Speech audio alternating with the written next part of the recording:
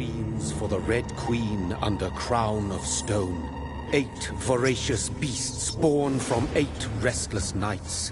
4 nails piercing the flesh of the sinner. 1 prayer for the summoned, called by this song. 'Tis perhaps the countdown to oblivion for the once proud city of London. 'Tis perchance her inhabitants' last dance alone to face death and pestilence.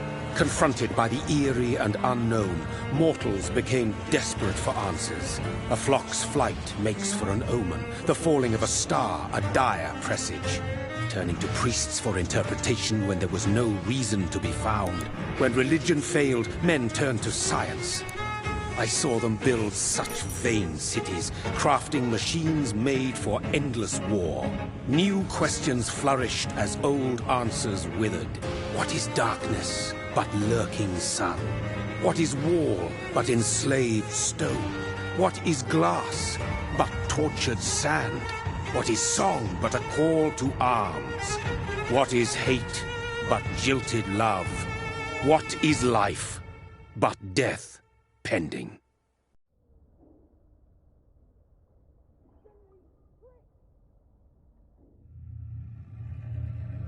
Death. Since the apple was plucked from the sacred tree, mortality was believed to be God's punishment. A righteous snare to keep mankind from ascending to the stars. They were all so wrong. Death is not a wicked thing, nor some holy retribution. A true punishment would be to never know its sweet kiss. Awaken from the harshness and be born once more.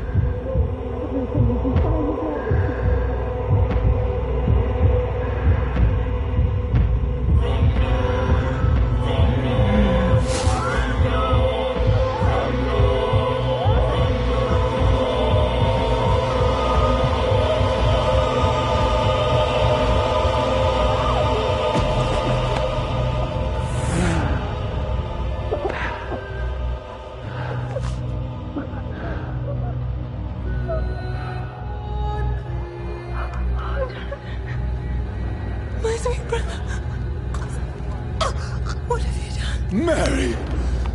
Oh, no! Mary!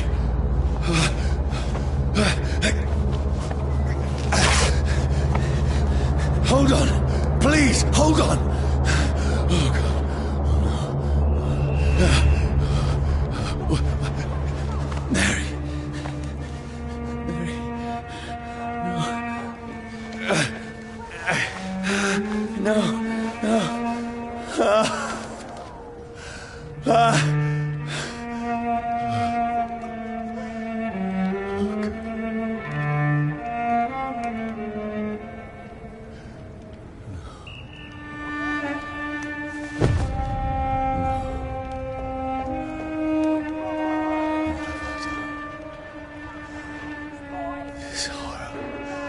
It's a nightmare.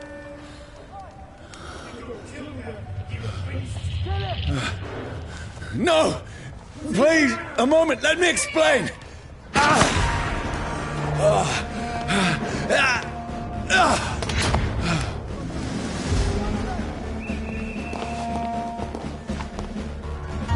These patrols are after me. Stupid beast! No! No! Don't shoot! This is a nightmare. I need to get out of here.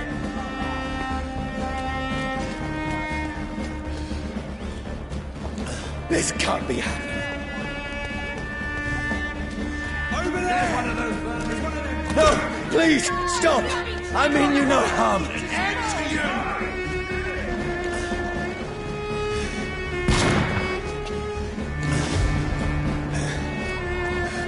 What's going on? Oh, Mary. What have I done? What's all this about? Shit, where'd it go? Tricky bastards.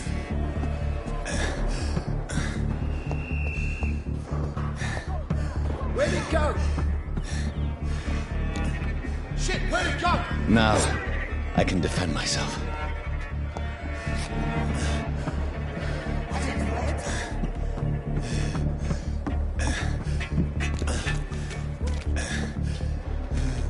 It's a leech trick! Come back, you!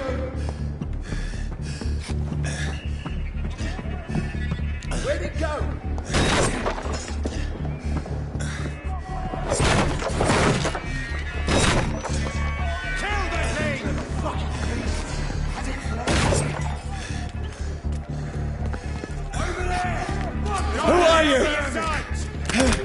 Stay back! Sorry, but you left me no choice.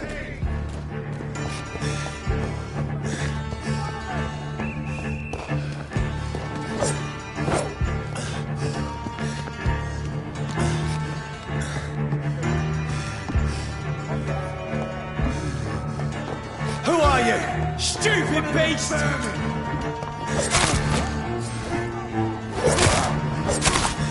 Sorry.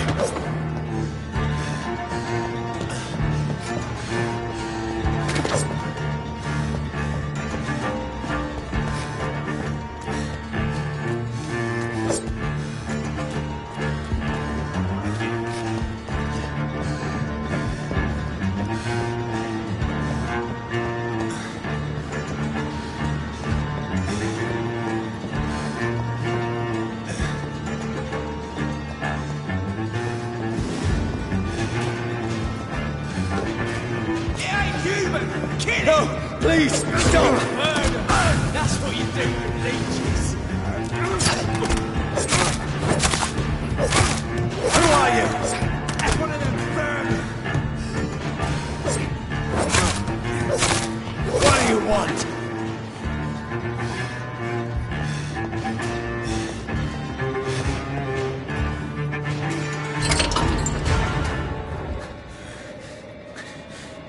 I mean you no harm. I need help. Die, you fucking leech!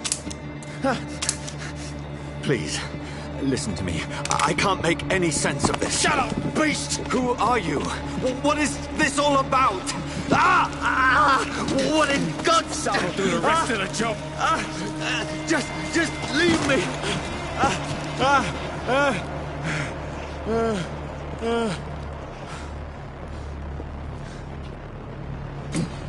The sun. It feels like it's burning me to the bone.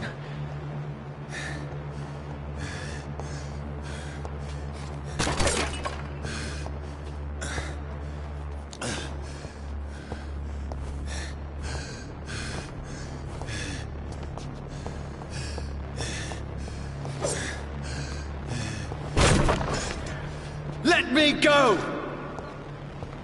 I need to find somewhere to hide.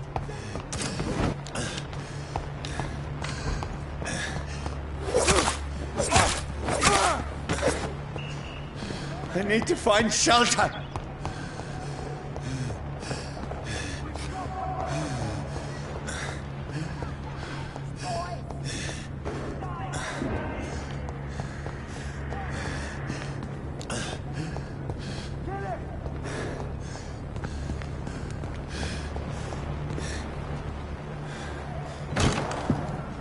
Is anybody there?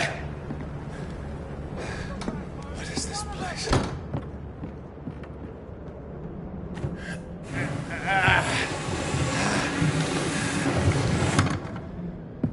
The place seems abandoned. I should be safe enough here.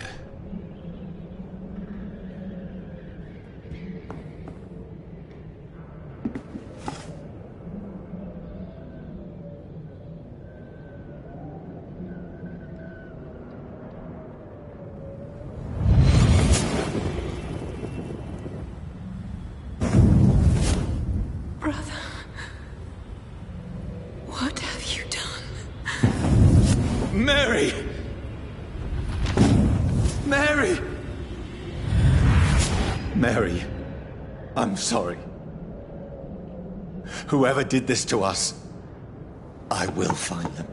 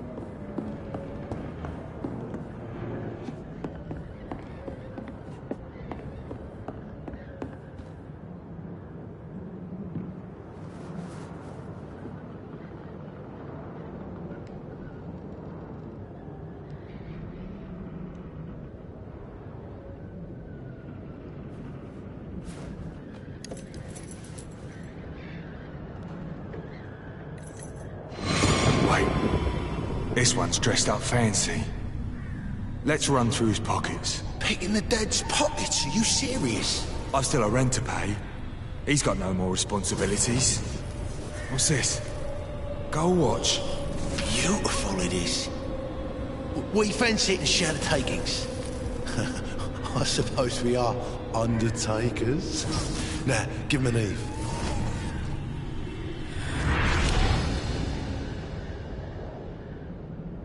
That's impossible.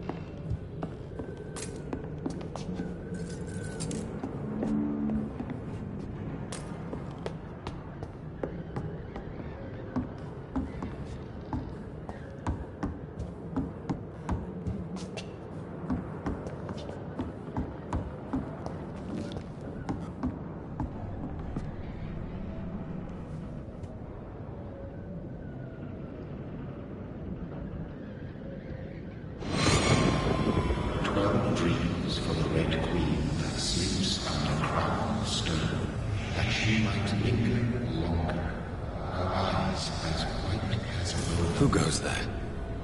A prayer summoned by warrior song. A child born from darkness must take scent of his. Who's there? Are you referring to me?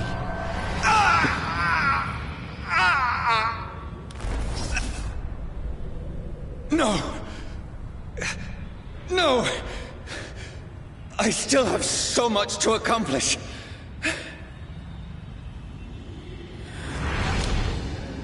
I still have so much left that needs doing.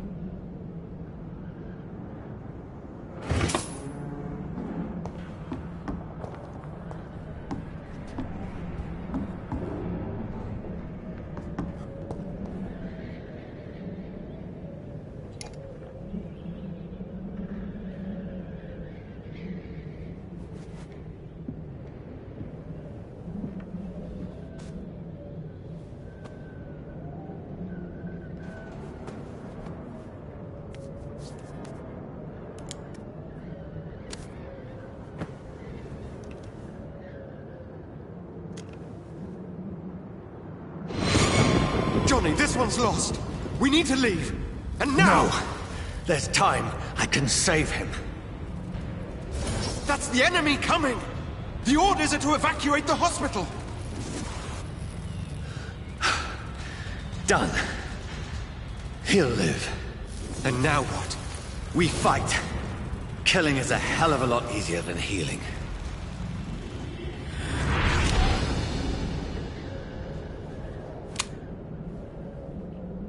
No, it never got easy.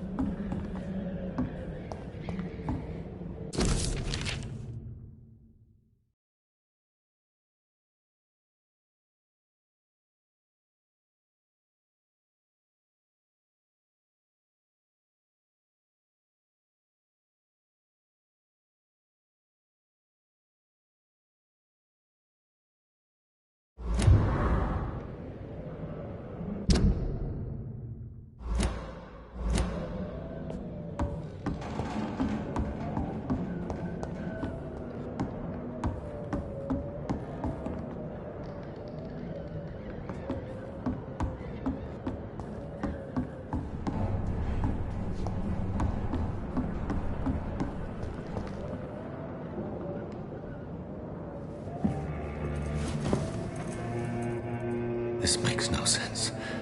None of it. No sense at all.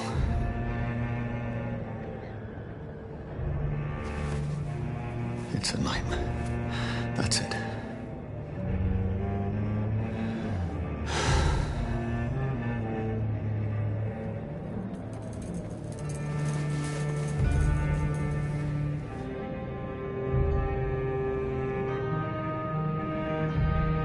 So be it.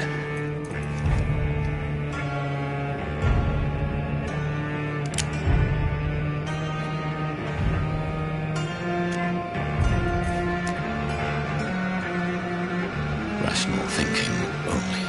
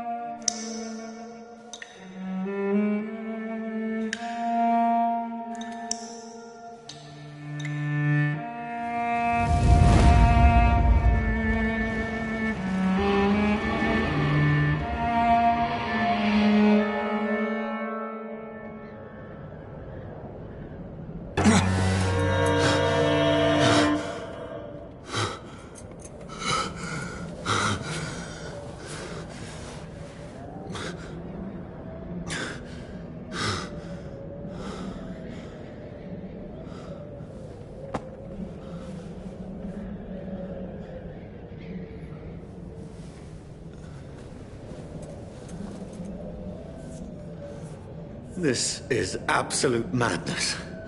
I've lost touch with the real. Madness it is, as mad as the moon, who takes blinding sunlight into a glowing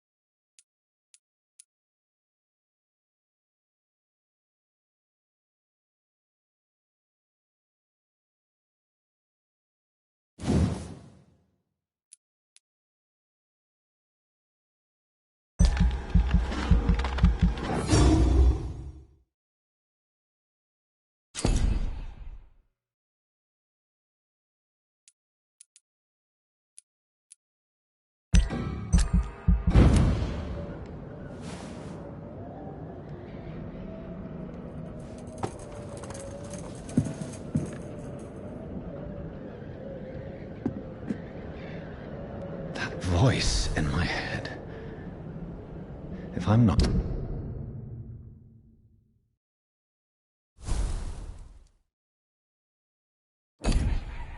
mad, then it must belong to the one who made me what I am.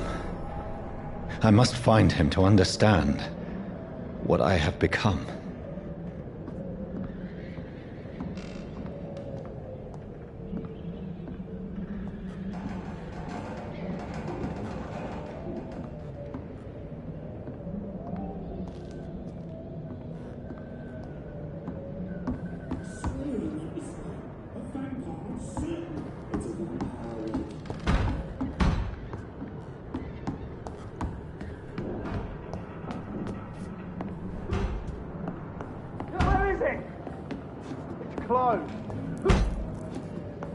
These people want me dead. I need to leave now.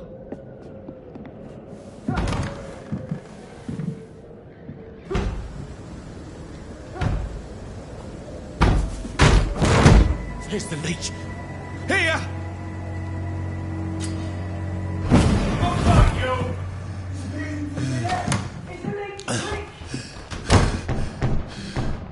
My head's spinning. Oi! Come out, you coward! It's locked.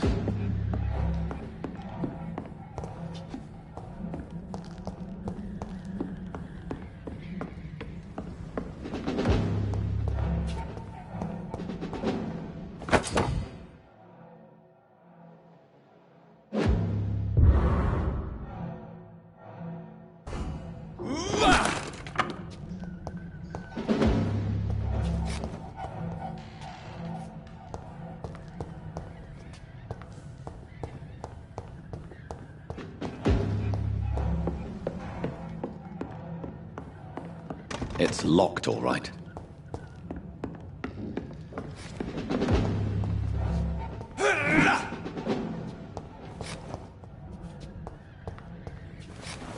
I'm still in Southwark. I must reach the West End.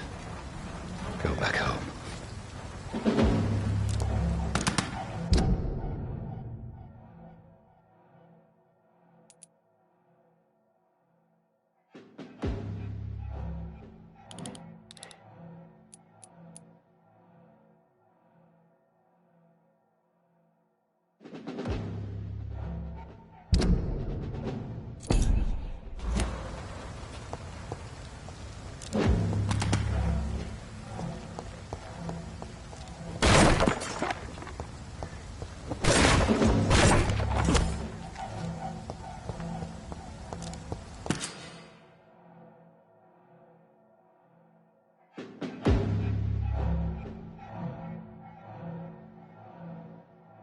Die, vermin!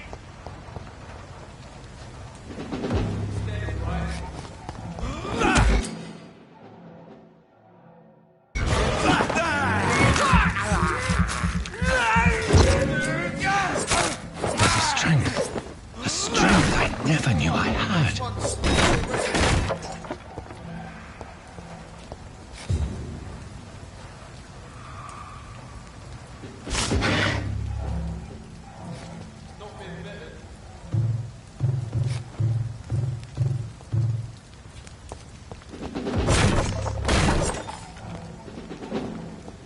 Over there!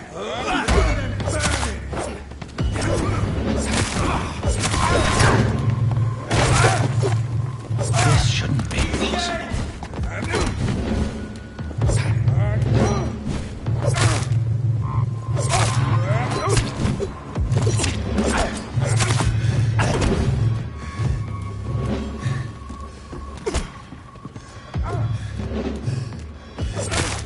Every sinew, every fiber of my being is afire.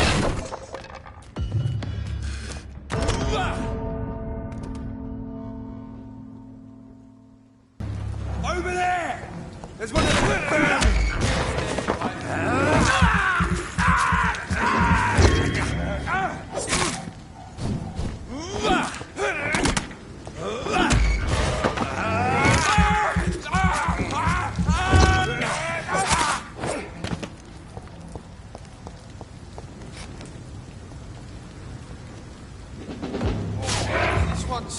already. Watch yourselves! Shouldn't be possible. I sinew, every fiber of my being is afire.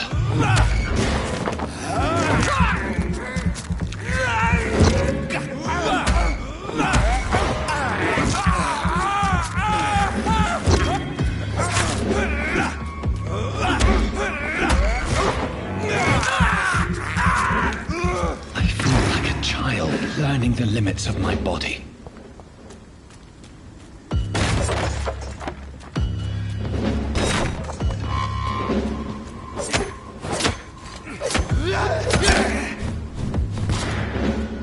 Let's pin it down!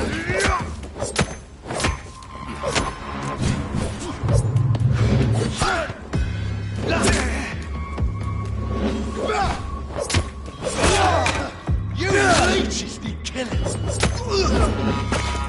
My strength, my reflexes. I'm not human anymore.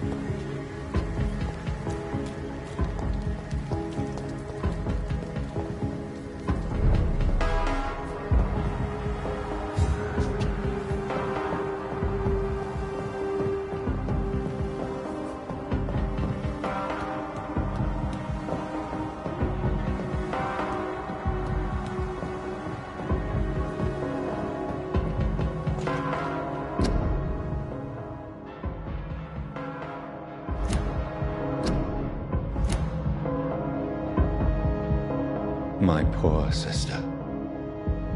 If only I had controlled my need for blood. Mary, someone will pay for what happened to you. For what happened to us.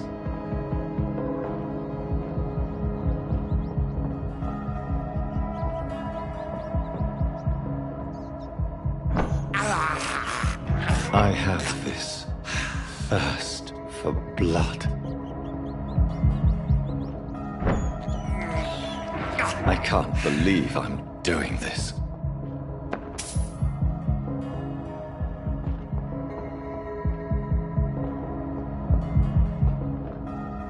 I cannot enter. It's locked, all right.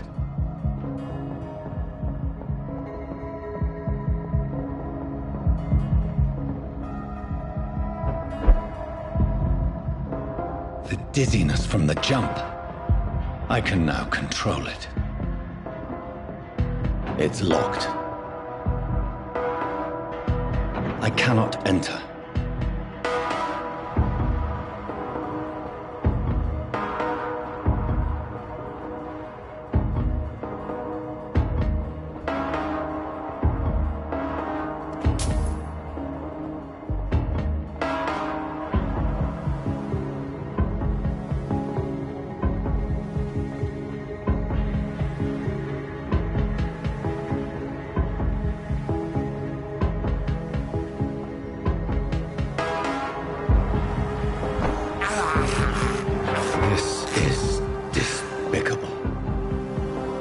What will London have to say to me?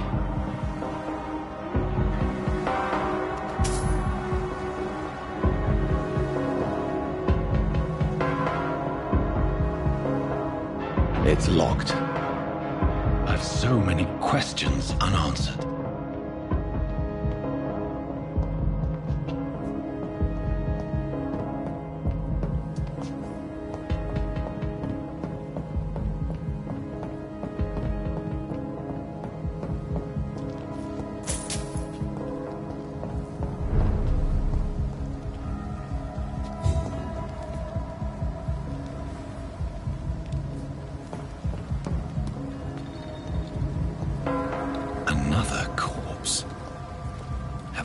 very streets of London become a mausoleum.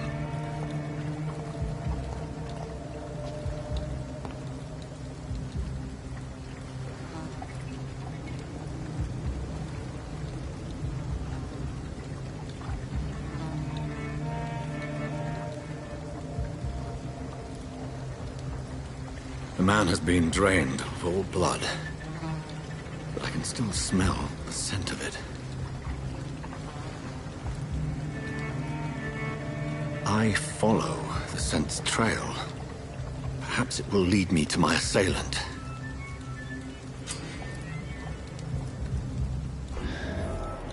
Fresh blood. The smell is so strong.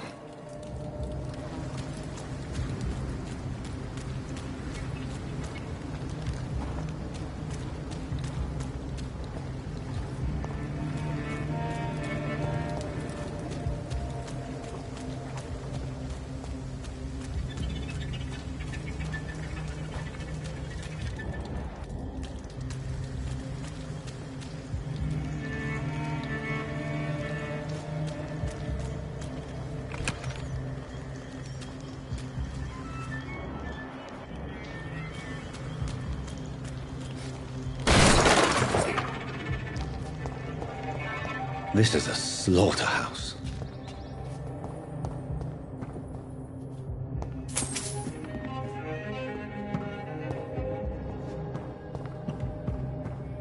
It's locked. It's locked. It's locked, all right.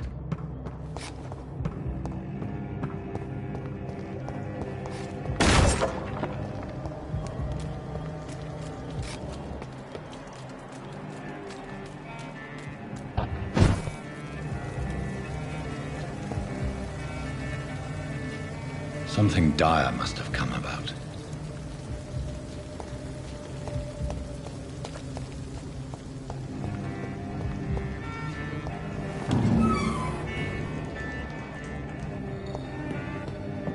It's locked, all right.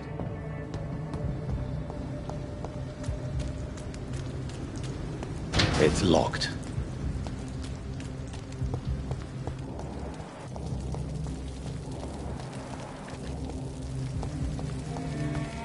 There is no one in sight.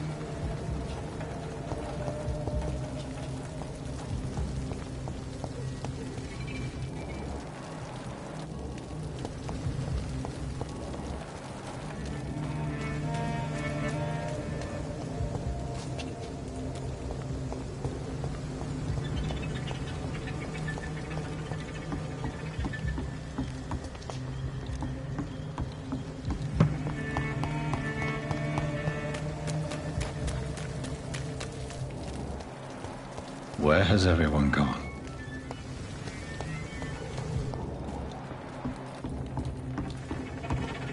According to the blood patterns, that's where the victim was attacked. So that must be the killer's trail.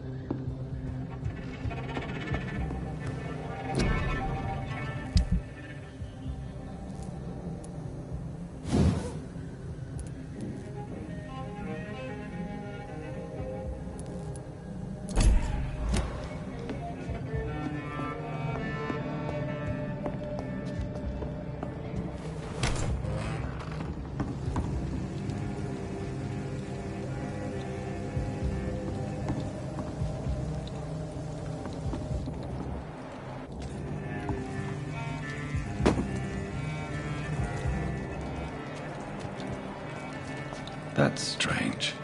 The trail is very erratic, as if the killer was drunk or hesitant.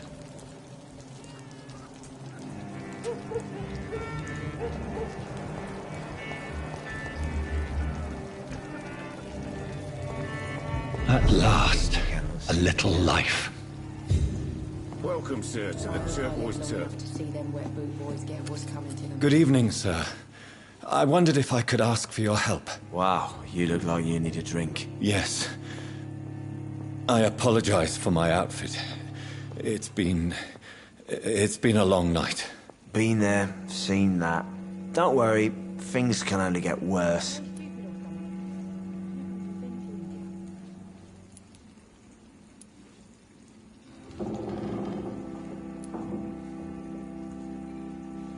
What's going on around here?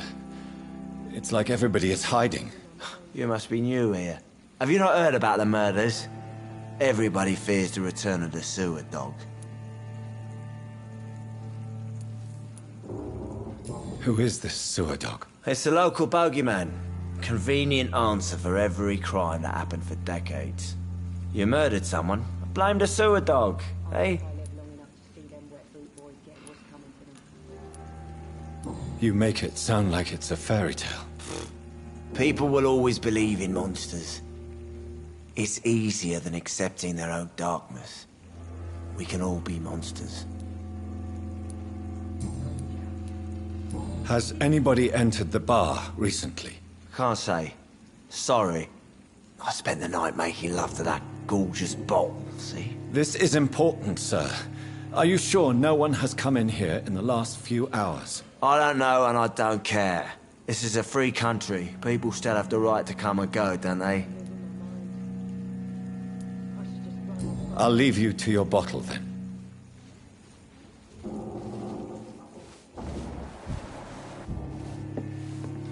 Whoever he may be, the killer recently entered this bar. Maybe some of the locals saw him. Not long ago, this sort of mess would have given me a laugh. Hello, sir. Are you all right? Is there any way I can help you? I don't know. Maybe you could just talk to me. Maybe you prefer to speak with Tom, then. He's more agreeable talking to strangers.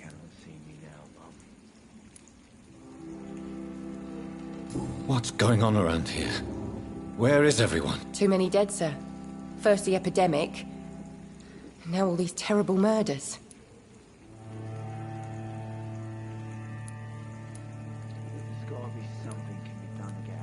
The murders? What can you say about them? Bodies found in the streets every morning. Drained of blood. It's just horrible. Some say the sewer dog is back. The sewer dog? What's that? No one knows. People have always disappeared around these parts. The ancients say it's the sewer dog coming out to feed.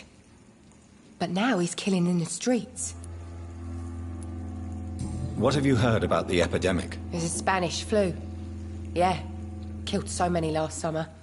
Thought we'd seen the last of it. Dozens dying every week. Are the authorities doing anything? Nothing.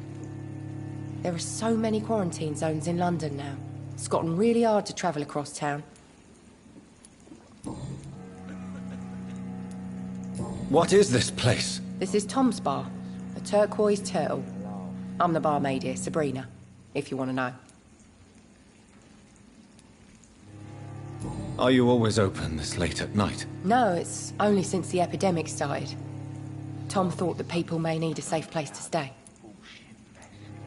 You don't seem to have much business. Where is everybody? Well, most people are sleeping right now. And those that are awake tend to avoid going out. What with the murders and all. I just want to talk. I didn't mean to scare you. I'm not afraid, sir. It's just I've other customers to take care of. I only see one customer. Oh. Well, yeah, of course. I mean, I best check on them. I'll leave then. Thank you. It's a good thing you cannot see me now, Mum.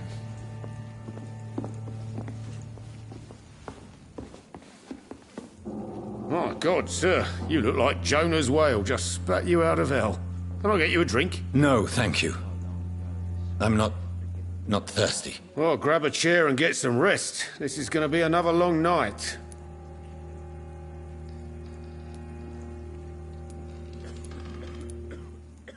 I'm looking for someone who might have passed through here recently.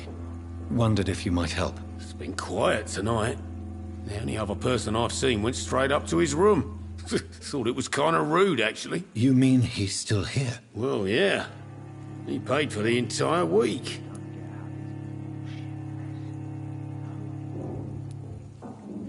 I need to meet this man.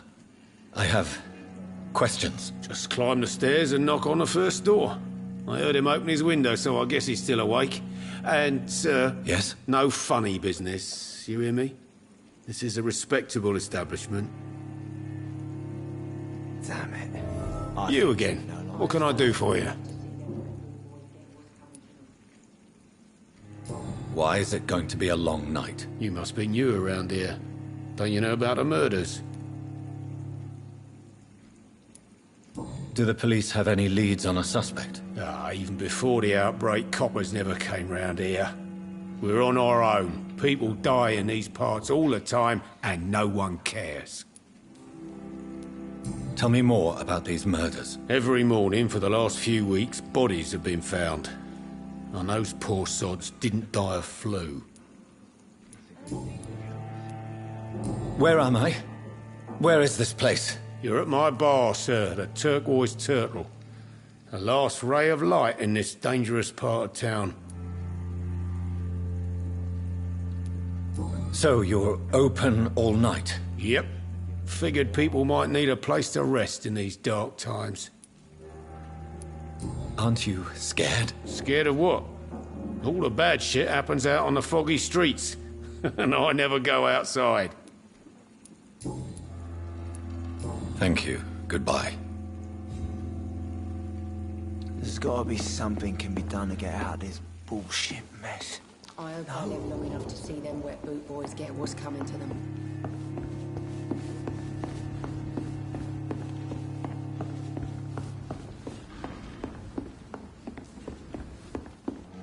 Damn it. I think drink no longer stirs me. Are they stupid or something? This is no place for you. Prewen has several patrols roaming the area. They do not pursue me. But they're looking for vampires, and they're most efficient. They'll not relent until the killer has been identified. I have a common objective, but I require... I think someone is eavesdropping. Do you, sir? You might as well come in, whoever you are. Slowly, vampire! Who are you? I mean you no harm, saith the vampire. Present yourself! I need a word. With anyone.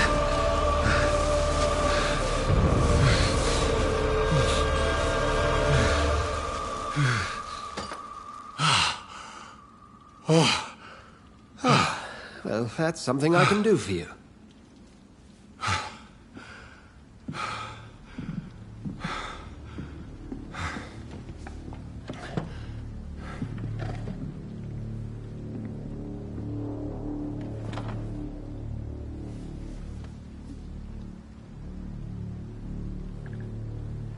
And who might you be?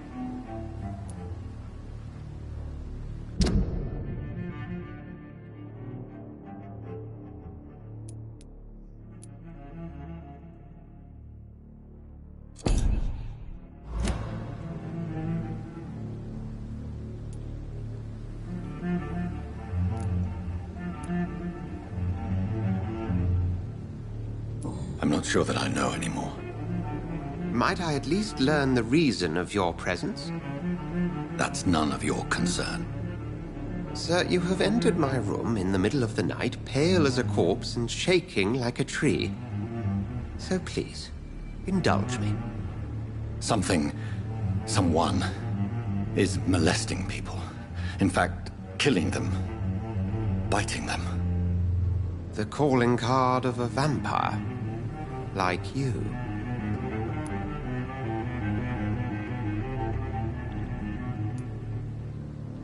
I've been hunted down in the streets and attacked. I'm a victim here, too. I believe you. Then if you are not a vampire, who or what are you? Dr. Edgar Swansea of the Brotherhood of St. Paul. I'm performing an independent investigation here in an attempt to understand precisely what is going on.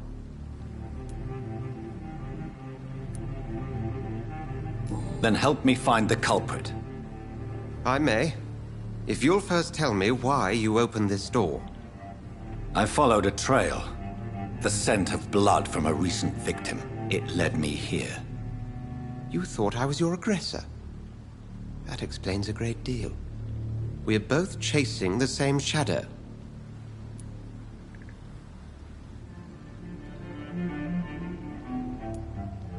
A shadow, indeed. Yet I heard his voice in my head. There was a moment I believed I was mad. You should let me handle this affair. You've no idea what you're up against. No. I will find the monster. He is mine. How will you do any better than I? But then let me ask you this. What are your intentions if you find the killer?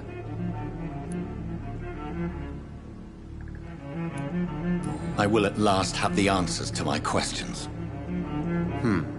Then I can only wish you good hunting. And pray we shall meet again.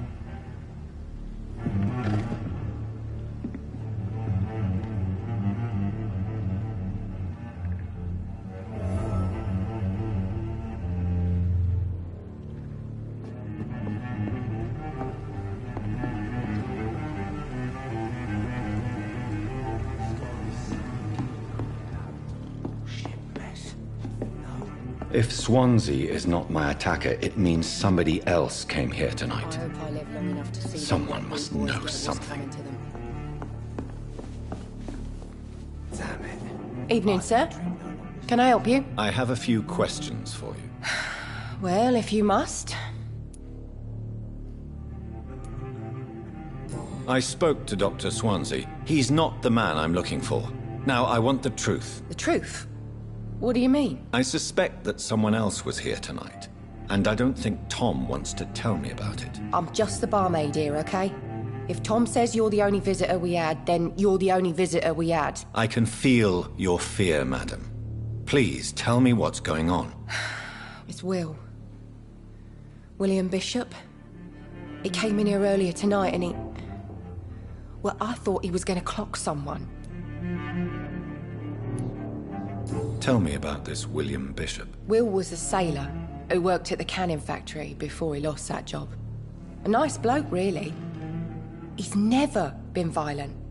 Until tonight. Why keep it a secret? Why not tell me about it? Tom's nothing if not loyal. After Will lost his job, he offered him one ear. They used to be good mates. But recently, well... Will started to get very aggressive. I see. Thank you for your candor. I'll be sure to talk to Tom.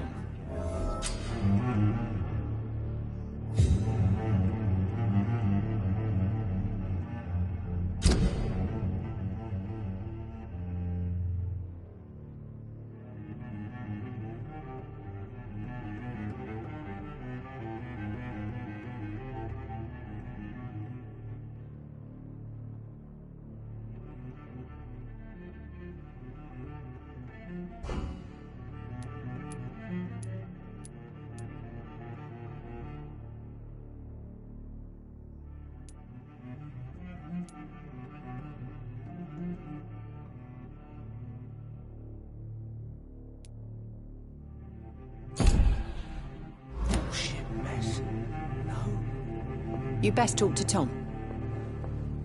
Please, leave me alone. Hello, sir. May I disturb you again? And you're still ugly as sin.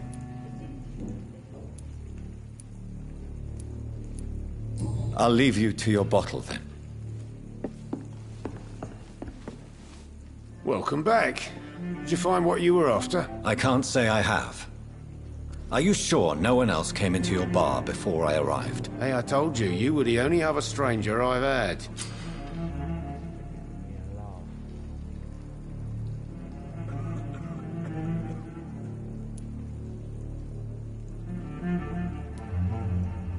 Tom, talk to me about the visit from your old friend, William. Yes, Will came by tonight, but he's not my friend anymore.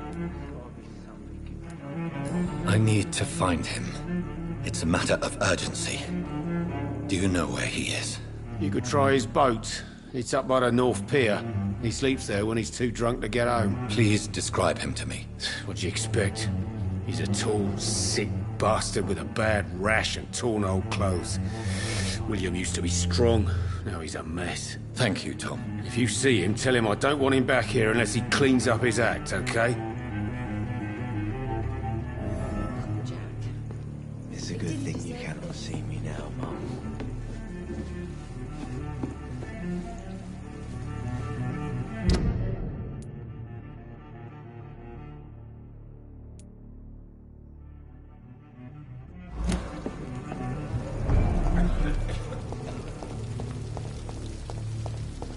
I will get to the bottom of this intrigue. What's been done to me, to this city?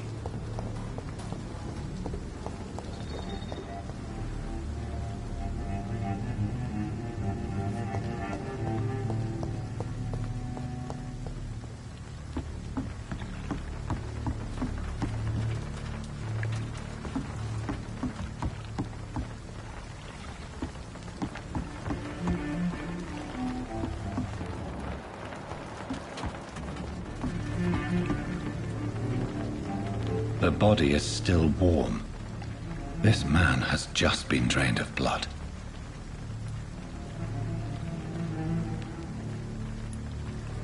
This man was armed. He tried to defend himself. This corpse has been dried of its blood, just like the previous victim. What's this? Some sort of note.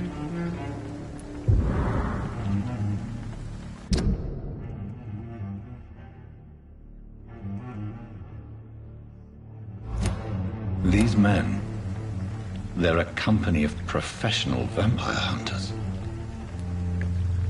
Blood and empty gin bottles. This bishop fellow is something of a heavy drinker. There are blood splats on the other side of the canal. I must reach that barge.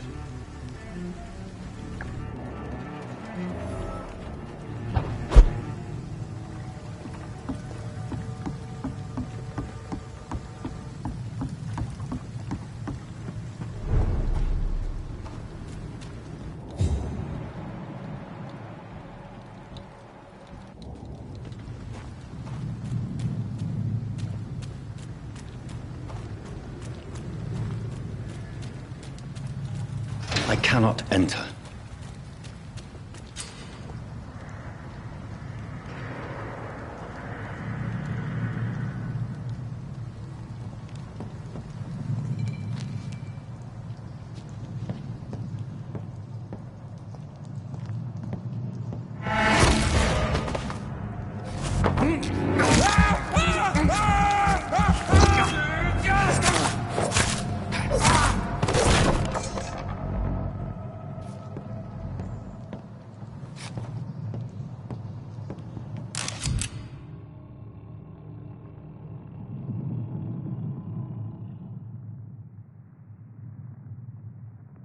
Ammunition crate.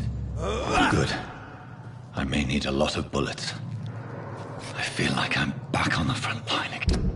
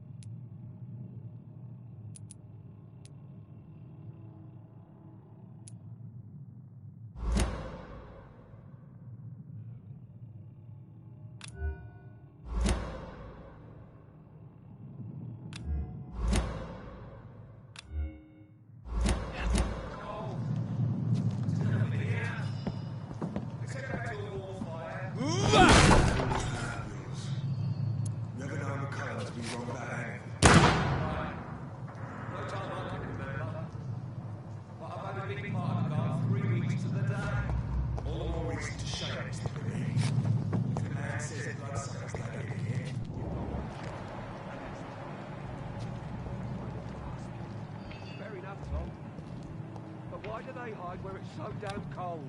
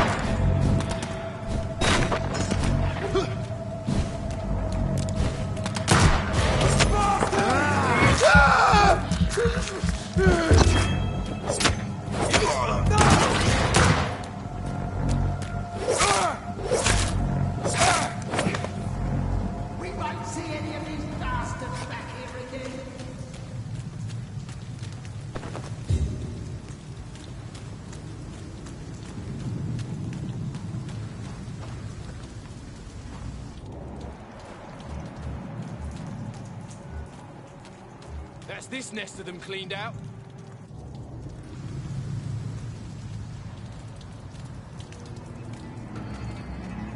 Don't come closer, sir. Over there! You kill it! Oh, Christ!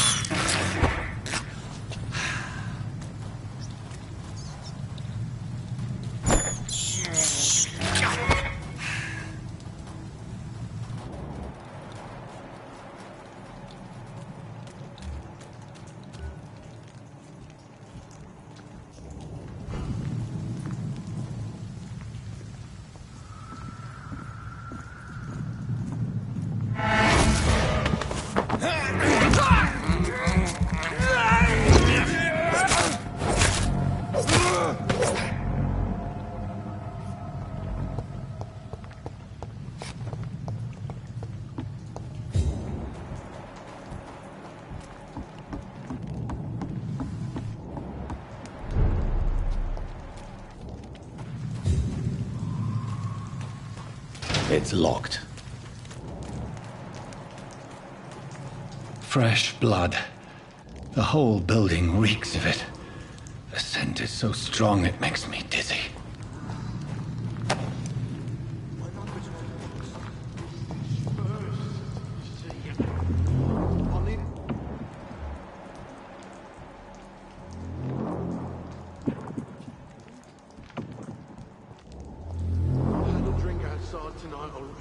not quench my thirst. Oh God, not again. William, please stop.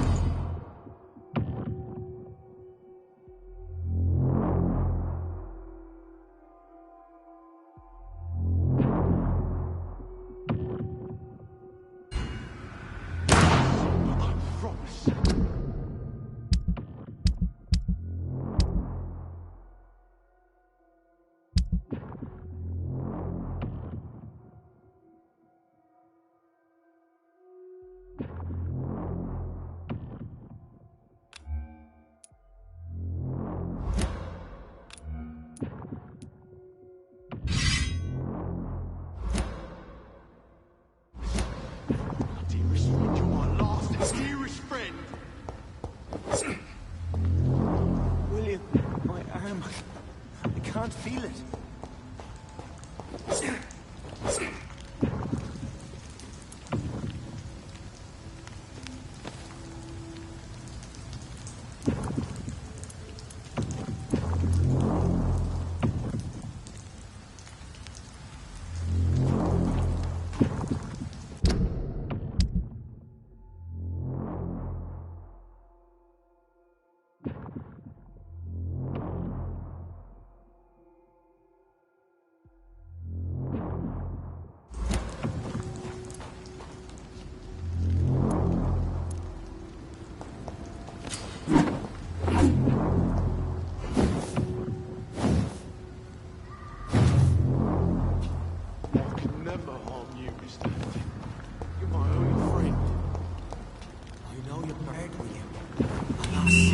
This place reeks of bloodshed.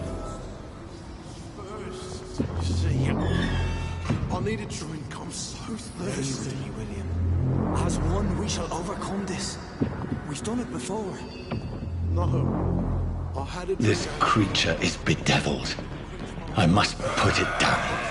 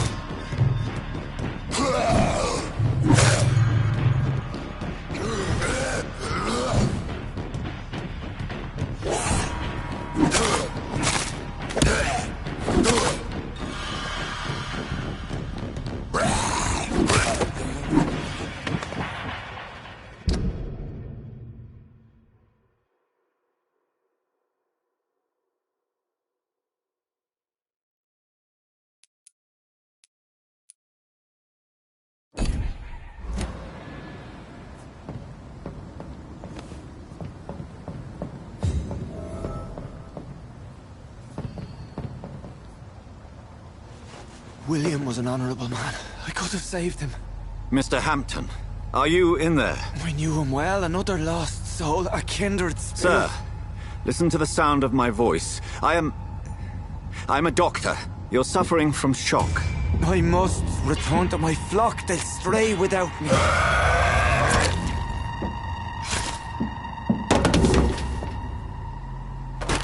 Remember, certain skulls are every bit as resistant as we are. Who are you? What do you mean by skull? You truly are a newborn. I should have realized. Wait. You are the woman from the bar. Are you like me? Can you help me? I believe, sir, I already have.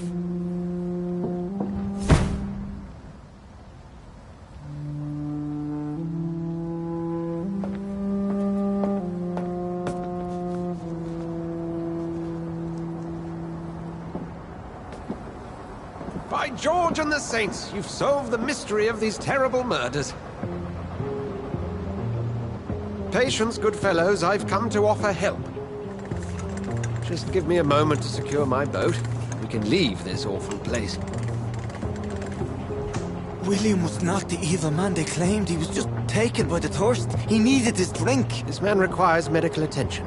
We'll see he gets to the nearest hospital. No, please, I must tend to my fold. My flock needs me. Yes, sir. Go with the good Dr. Swansea. He's resourceful, and I'm sure he'll take good care of you. You'd best come as well. The sun is soon to rise, and you'll need a place to rest. I just need a moment. If I can learn something about what has happened to William, I'll be a step closer to understanding what happened to me.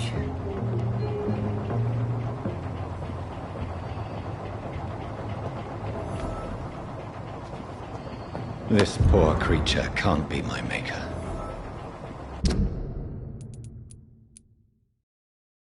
Could it be some subspecies of vampire? I must find a place to analyze the blood.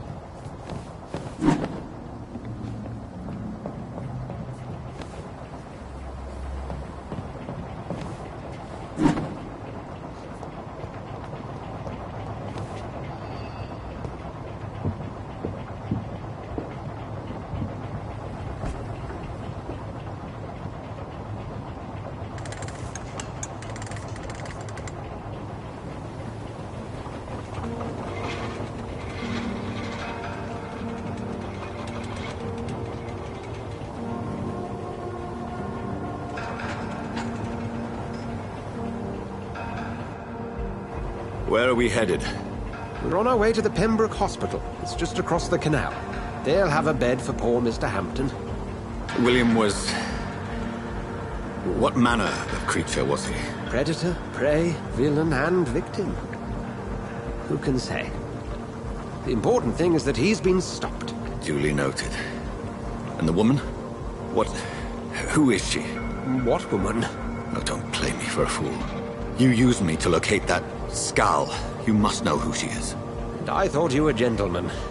You shouldn't talk about a lady behind her back, but I will tell you she values her privacy. Were London as peaceful as she appears from the middle of the canal? If only that were the reality of the situation. To be honest, I've always tried to avoid this part of town. Pembroke Hospital is the last bastion between the rest of London and the epidemic. The flu has decimated the East End and the war still rages. Welcome to the front lines of a plague. This is where you work, Dr. Swansea? I am the administrator of Pembroke Hospital. I thought you were here in service of your mysterious order, the Brotherhood of... Of St. Paul's Stole, yes. But first and foremost, I'm a man of science. A physician, like yourself, Dr. Reid. How do you know who I am? No need for modesty. You are Dr. Jonathan Reid. A surgeon of some caliber and renown, if I'm not mistaken. You are correct, sir. I knew it! I had my suspicions. But when you took the blood sample from the corpse of poor William, I was certain. Dr. Reid. Marvelous. Have we met? I attended 3 of your seminars before the war. I have the utmost admiration for your research. And what a turn of fate. England's most esteemed blood specialist returns to London a vampire. That word, again. From a so-called man of science. I understand. Traditionally, the role of science is to refute myth, but when myth walks among us, the Brotherhood of St. Paul has dedicated its purpose to their study. There's so much for you to learn. Of that, you are right. Well, then let me be blunt. Join my staff at Pembroke Hospital. As a physician. I suspect you'll not find a better post of employment to contemplate your predicament. This is sudden. I was returning home to see my sickly mother. But alas, that was before contracting this affliction. Dr. Reid, take a moment to consider. The post would be for the night shift, providing a good explanation for your absence during daylight hours. You'll be adequately reimbursed and have a place to hide. I even had the forethought to bring some clean clothes. So, what do you say? It seems I have little choice, but yours is a generous offer, so I thank you. Brilliant! Oh, Jonathan, this is one for the book, and the beginning of a beautiful friendship.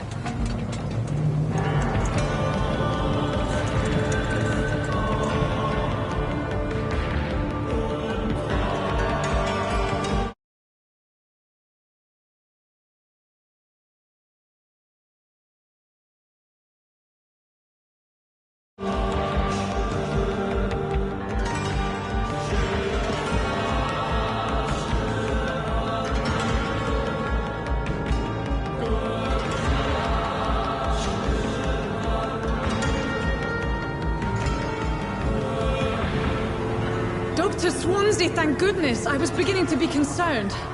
Worry no more, Nurse Crane, for I bring good news. Oh, Doctor, what a night. We lost 2 more patients. Nurse Scow said she couldn't take it anymore and resigned. Yes, well, I'll make a new rota in the morning. In the meantime, find a good bed for Mr. Hampton. Be sure to pay attention to his needs. Of course, Doctor. Oh, and Dorothy? Yes, Doctor? Dr. Reid here has just returned from the front. He served King and Country and will be joining us here at Pembroke. We're very lucky to have gained a surgeon of his talent, and one so experienced in blood transfusions. That is good news indeed, Doctor. Oh, yes.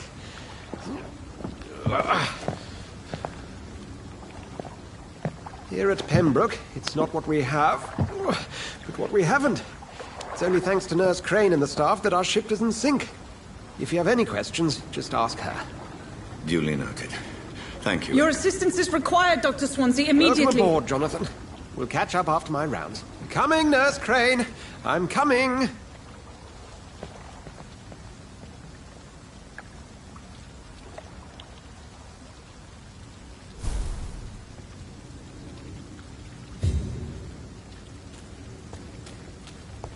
I cannot enter.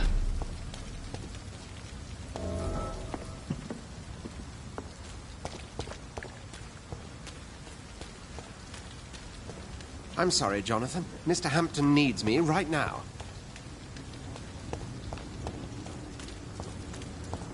Come on, you bastard! You can do better than that! Now, it's my turn!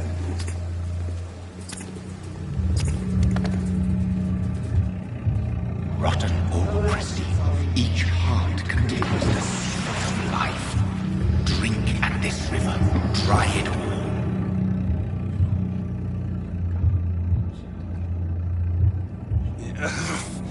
Oh, come on, you bastard! I won't bite. Sir, please. You've lost too much blood. Calm yourself. You think I didn't notice? Stop your staring and get me to an hospital, you arse!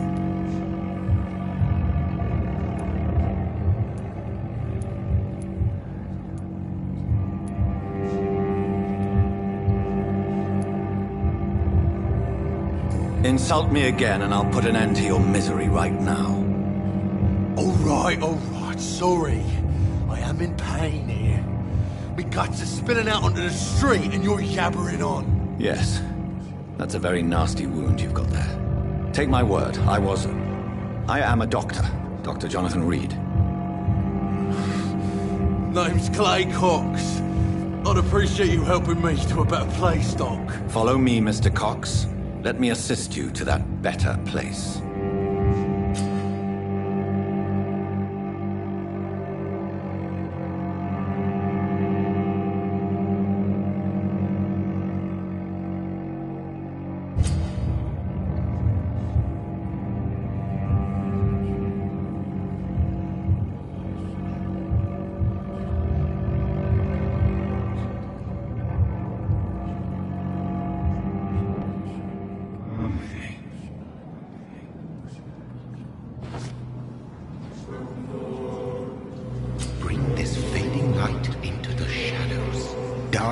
him the dance of life and death.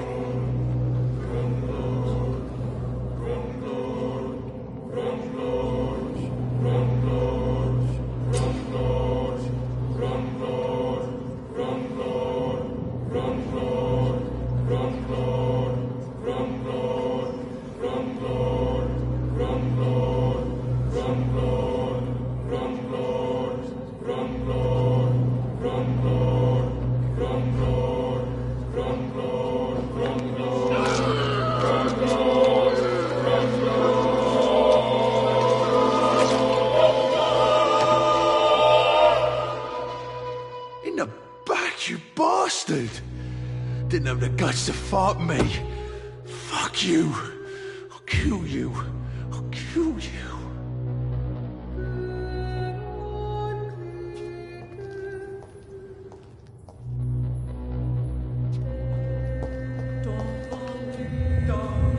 To taste a life, to embrace its most intimate secrets. Such a burden, such a divine sin.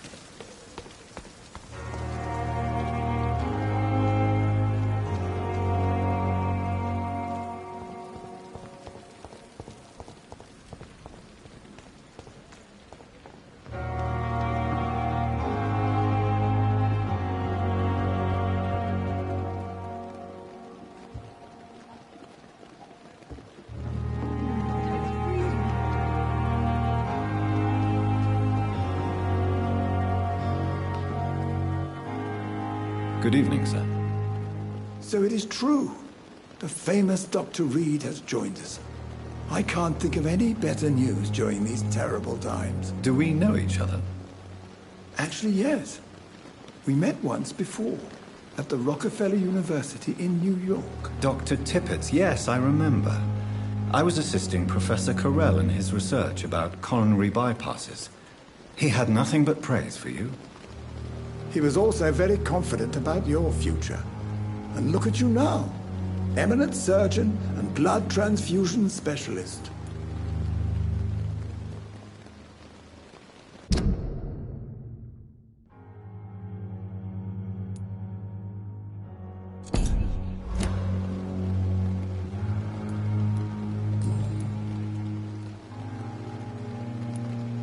What is the Pembroke Hospital situation?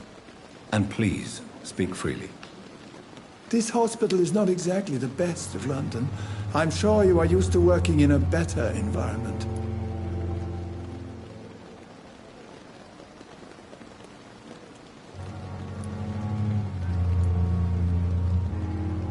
It's more than enough.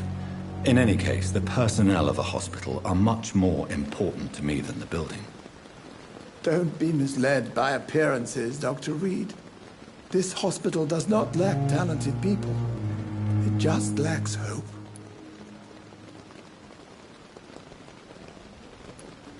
What can you tell me about the staff in the hospital?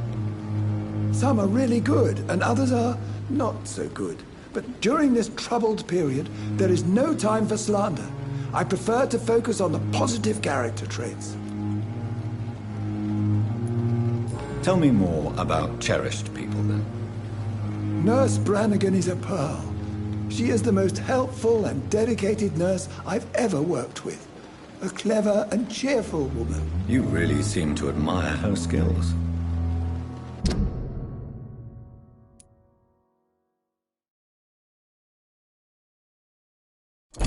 I'll go even further.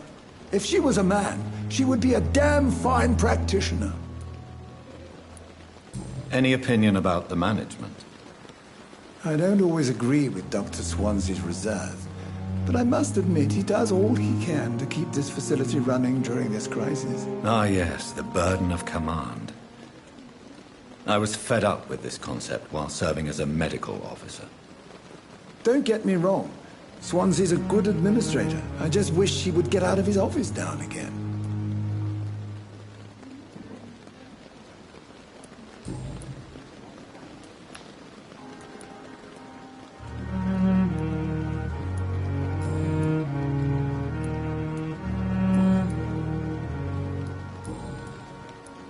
Goodbye, Dr. Tippett. Hurry up.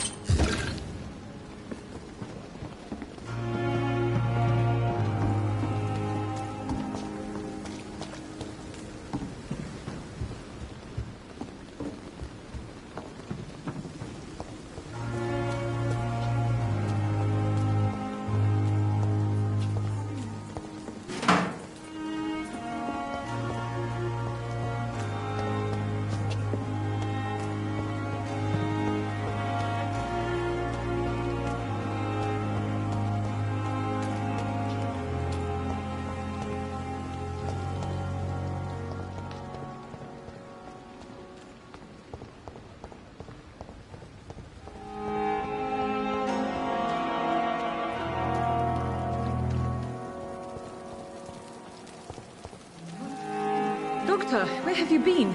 I've little time to play hide-and-seek with new staff members, no matter how illustrious they may be. I apologize, nurse.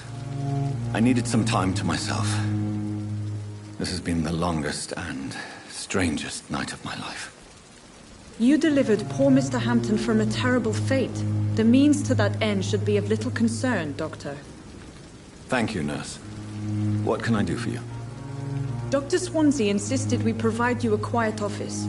You'll find it on the second floor with your name on the door. Thank you.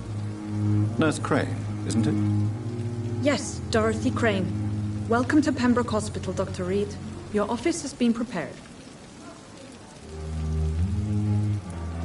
I would like to ask a few questions first.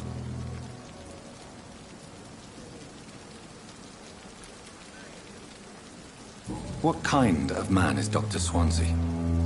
Well, you accepted the job from him. I thought you would have known about your employer.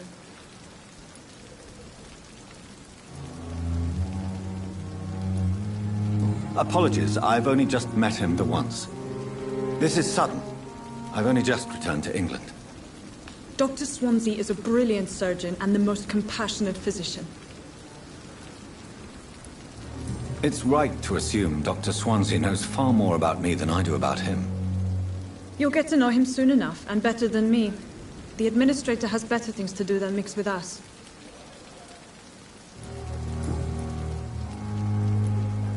And Mr. Hampton, the patient we brought in, how does he fare? I gave him a sedative to help him sleep. Poor thing was in quite a state of shock. If you could point me in the direction of my room again, nurse. Second floor of the hospital, left after the stairs. It's the last vacant office at the end of the corridor. Thank you, Nurse Crane.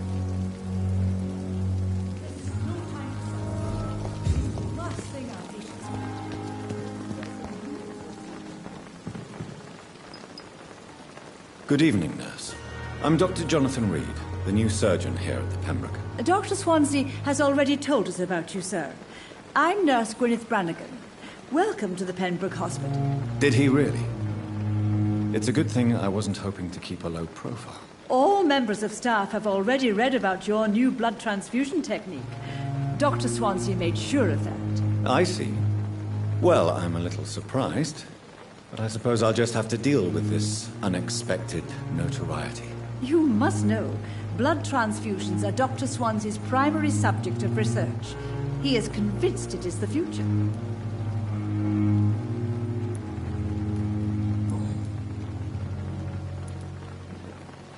How are things here? Not good, to say the least. We're struggling against an invisible enemy, more lethal than any bullet from a gun. It's hard, Doctor. An invisible enemy? Quite a poetic term for a disease, especially from a nurse. Sorry, Doctor. These last few weeks have been exhausting. We could all do with a good night's sleep. Do you think this hospital can survive the epidemic? We are all volunteers here, and we're trying to hold fast, but how do we beat an invisible killer? Some nurses have already resigned. I'm not familiar with all the staff yet. Perhaps you could help me. Brilliant professionals, most of them.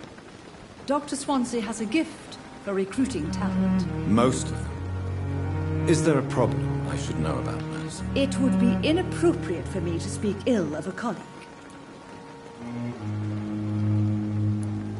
Is there anyone that stands out? Well, I have never met someone as dedicated as Dr. Tippett. He should be a standard for us all here. If only he were younger.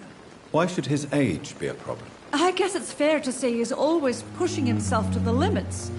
He just doesn't know when to stop and get some rest.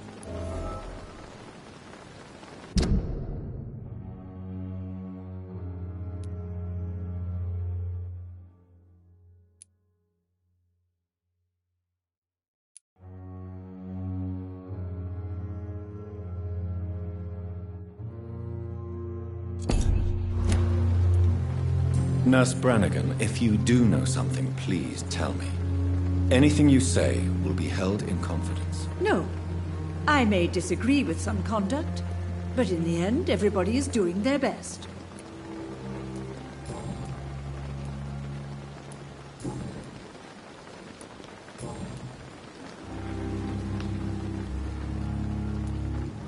Why does Dr. Tippett claim you're the main reason he keeps working, despite his fatigue? If it wasn't for him, I probably would have left the Pembroke years ago. Dr. Tippett does not think of you as just a nurse anymore, does he? If you're suggesting he's not taking my gender into consideration when it comes to medical practice and knowledge, I really hope he doesn't.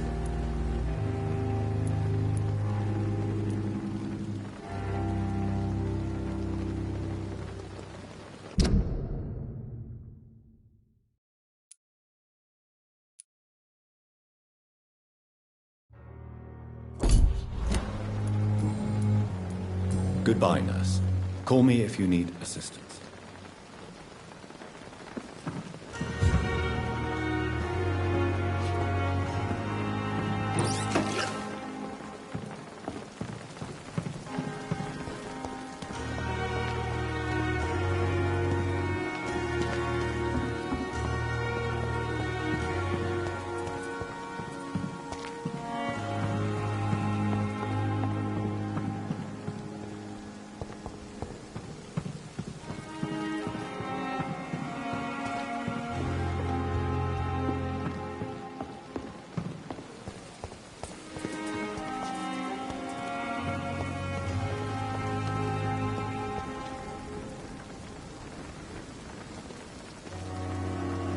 Good evening, sir.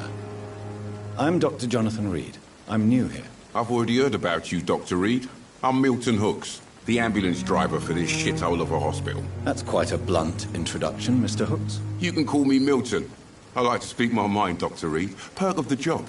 Don't judge me, and I won't judge you. I'm not sure I understand what you're talking about. Well, I'm no doctor, but I'm pretty sure a gun can't be used as a surgical instrument. You have a keen eye. I learned to shoot during the war, and have carried one ever since.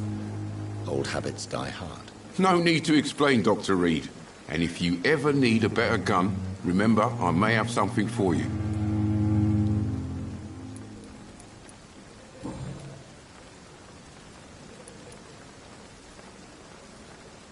How is the situation around here? You want to hear the situation is all right? It's fucking awful. We lack everything, and it's getting worse every day. So what do you do exactly in this hospital? Apart from smuggling guns, I mean. I've been an ambulance driver since... too long, I guess. I bring sick people here night and day. It's a dirty job, but I get it done. Most of the time.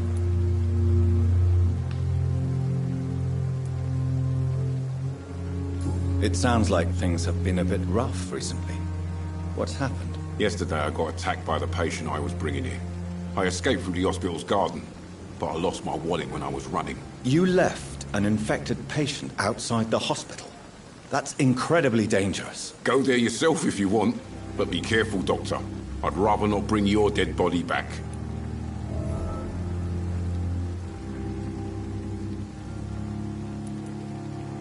Since you're on the front line, how is the sanitary situation in this vicinity? It's a complete disaster. It's even getting dangerous to enter some streets or buildings. Even the locals attack you. Are you really smuggling weapons through the hospital? And why not? I've already been attacked by patients, you know. And by gang members willing to steal my money. But you're not defending yourself. You're selling guns to civilians. You keep people alive your own way, Doctor. I offer them another way to protect their health.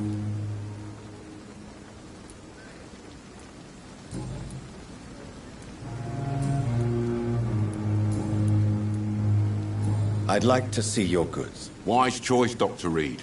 A reliable gun is what everybody needs these days.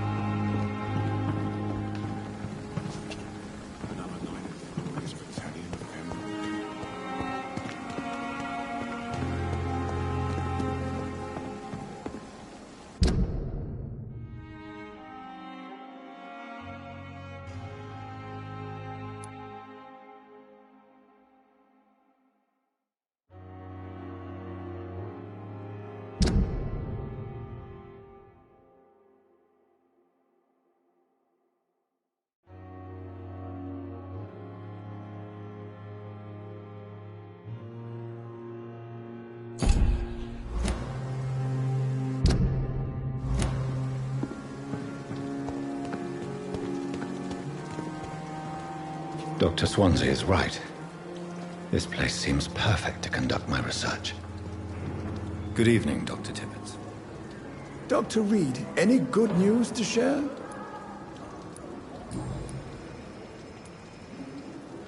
You're exhausting yourself, Corcoran. Maybe you should think about preserving your strength. No. We must keep on healing all those poor souls. We are the last rampart before chaos. Once more, unto the breach.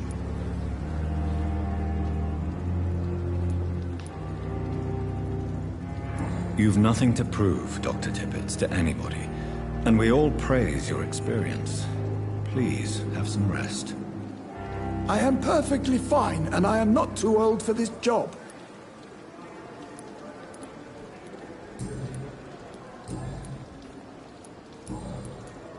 Goodbye, Dr. Tibbets.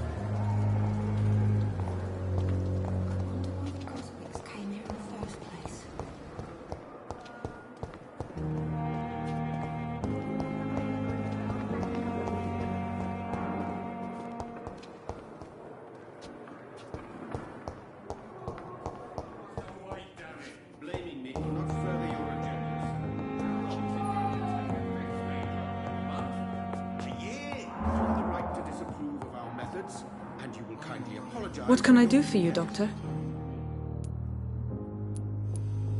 Thank you, Nurse Crane. My sweet girl. Good evening, Doctor. I believe we're going to be working together. Dr. Reid. Dr. Swansea informed us of your arrival, but I could not dare to believe we'd have such good fortune. Such an honor, sir. Thank you. And you are? I am Thoreau Strickland, Dr. Thoreau Strickland. I'm a great admirer of your work, Dr. Reid.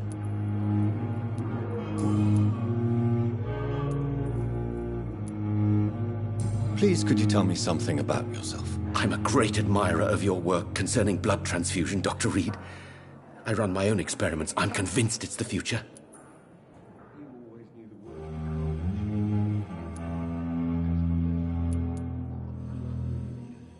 I based my technique on my mentor's research. He helped me perfect my method. What is yours? I'd rather not talk about it. For now, it's just theories and first approach. My process is purely experimental and unsuccessful. As long as you're cautious and methodical, you may remain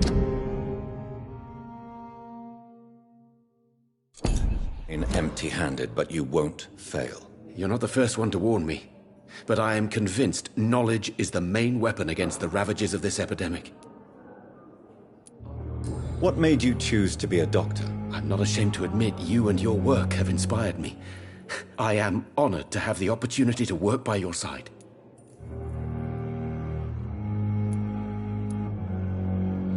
It's always a pleasure to share scientific and medical knowledge with someone eager to learn. I'll be glad to help you if I can. This epidemic may be the century's most terrible disaster, but I'm convinced that we, as doctors, are the only ones able to defeat it.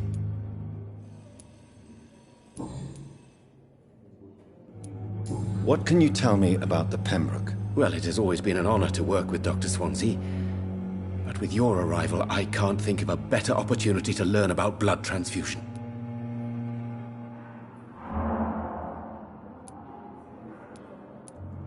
Do you need help with anything in particular? Well, yes, maybe. I'm waiting for a batch of products I ordered for my personal research, yet my supplier seems to have vanished. Do you want me to play the errand boy for you? Oh no, Dr. Reid.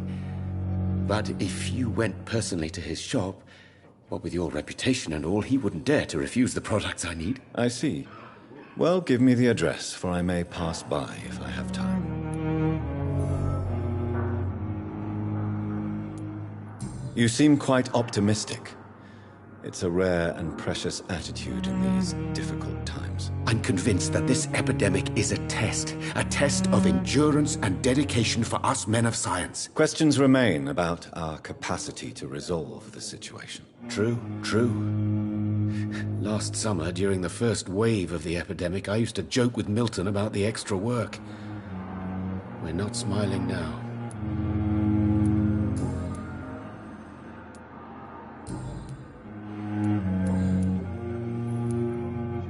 Tell me more about your willingness to experiment with new medical techniques. Harvey Fiddick is a patient suffering from a severe injury that could cripple him if not treated correctly.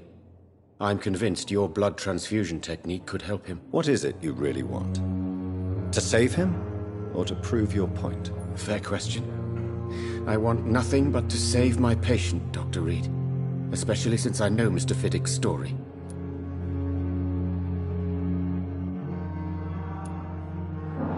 Tell me Mr. Fiddick's story. Our first diagnosis was compromised because Mr. Fiddick lied to us about the real origin of his injury.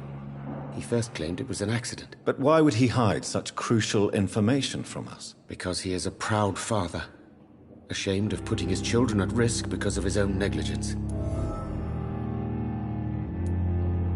This personal involvement could also appear to be a lack of impartiality. You must know that a good surgeon must remain neutral. I agree.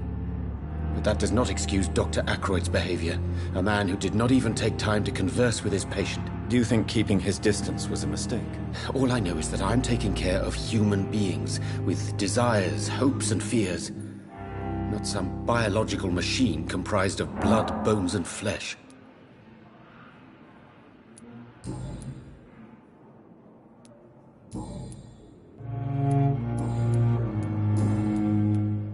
Goodbye, Dr. Strickland.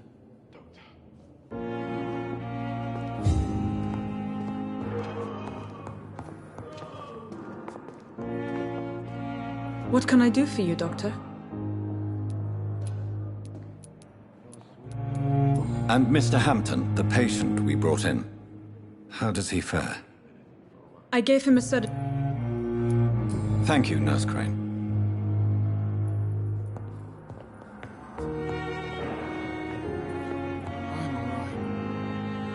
You always knew the words to calm the children, Ellen. As for me, what a blundering idiot. Good evening, sir. I'm Dr. Reid. I believe we're going to be colleagues. Reid? Yes, I've been informed about your arrival. I'm Waverly Ackroyd. Welcome aboard, I suppose. Does my arrival inconvenience you in some way, Dr. Ackroyd? Let us just say that I don't particularly share Dr. Swansea's enthusiasm for hiring you. What we need here are reliable professionals, not overrated dabblers.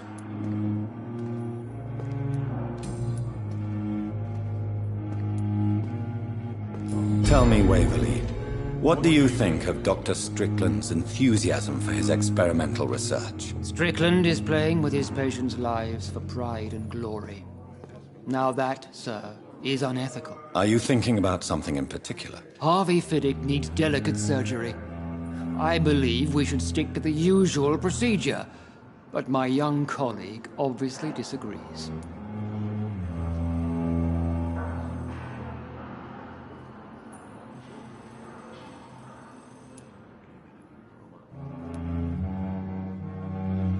Why do you wish to lead this surgery? I strongly believe that Mr. Fiddick should not be butchered to test an unproven procedure. If you are going to lead this surgery, I'm trusting you to assume the consequences of your actions, whatever the result. I'm not the kind of man who runs away from his responsibilities, Dr. Reid. There is no need for you to be looking over my shoulder. And are you not afraid that your rivalry with Strickland may be blinding you? Rivalry? I guess you could call it that. But I will never be childish enough to let my personal feelings affect my judgment. Since your tenure in this hospital is longer than mine, perhaps you can tell me more about this place. Let's just say I'm tired of the carelessness around me. I have always respected the skills of Dr. Swansea, but over time his enthusiasm has become displaced. Carelessness? Exactly what are you talking about? We're here to save lives. The people who trust us are not volunteering for experimentation. They're here to be healed. I don't intend to run any radical experiments, Doctor. Even if I, as any good practitioner should, express an interest in pushing the boundaries of medical research. Modern medical methods were created through audacity and ego. But there are rules in our line of work, and they're here to protect our patients. If you have a problem with me, Dr. Ackroyd, please feel free to tell me. Dr. Swansea has imposed your presence on this hospital without asking anyone's advice. The benefit of his position. But I don't agree with it. I know we've never met before, but I believe this hospital could use all the help it can get. You will agree with that, I'm sure. Oh, but I have heard about you, Dr. Reid. Of course you can't say the same about me, since I have not wasted my time courting the press.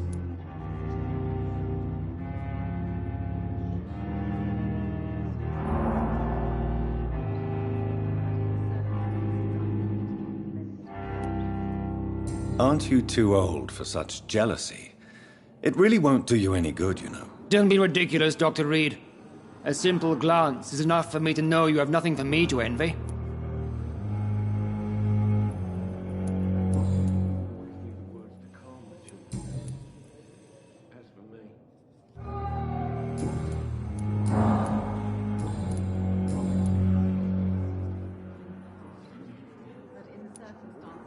I don't know what you've heard about me, but I have already proved my value as a practitioner. I don't question your skills, Dr. Reid, but your motive.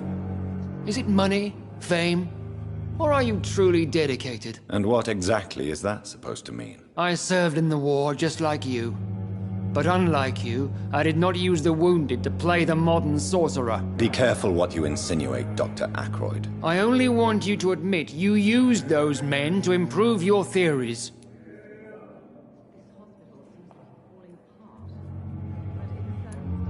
This is ridiculous. My blood transfusion technique saved many lives, and you know it. You see? That is exactly what I hate about people like you. You avoid this kind of accusation instead of facing reality. It seems you have bad memories of your military service. I refuse to see this industrial slaughter as scientific progress. War only reveals the worst in men. We can at least agree on something, Dr. Ackroyd.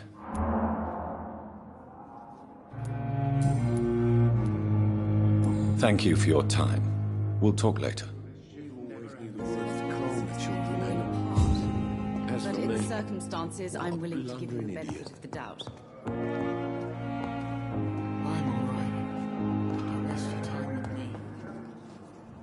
Good evening, sir. I'm Dr. Reid. May I help you? I don't know if a third opinion is needed. Your colleagues are already arguing about my condition. I see. Would you mind telling me more about your situation? I'm Harvey Fiddick. All I want is to get me bloody arm fixed properly.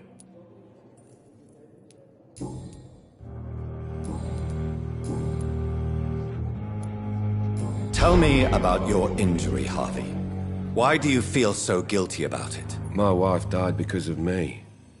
And now I may lose everything because I've been careless enough to hurt myself. What an arsehole.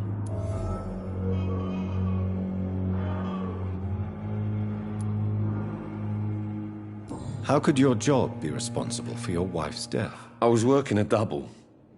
She went out to bring me a hot meal and got caught in a German bomb raid. You can't hold yourself responsible for your injury, Mr. Fiddick. Unless you tried to hurt yourself. Of course I didn't hurt myself. But I can't work until my arm is fixed. My children need to eat, Doctor.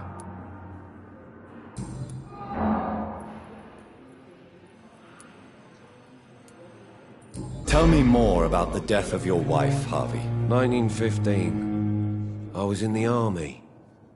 Building workshops for the Royal Flying Corps. Helen was happy I wasn't sent to the front. What happened? The Germans sent Zeppelins to bomb the construction site, but they missed their target. My wife was bringing my dinner when the bombs fell.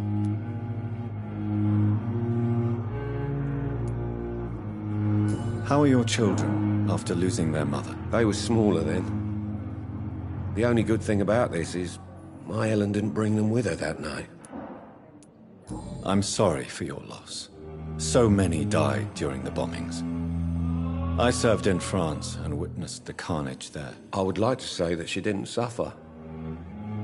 Truth is, I have no idea. I just know that I'm all that me kids have.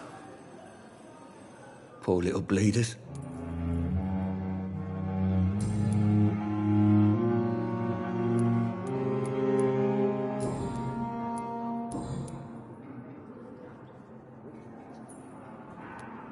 Tell me about yourself, Mr. Fiddick. I'm just a regular guy waiting to get his arm fixed, so I can return to work and to my family. I was more curious about what you were doing before being hospitalized. I'm a carpenter, and a good one too. But that means I need both arms to feed my family, Dr. Reid. Tell me about the doctors who are arguing about your case. Strickland and Ackroyd.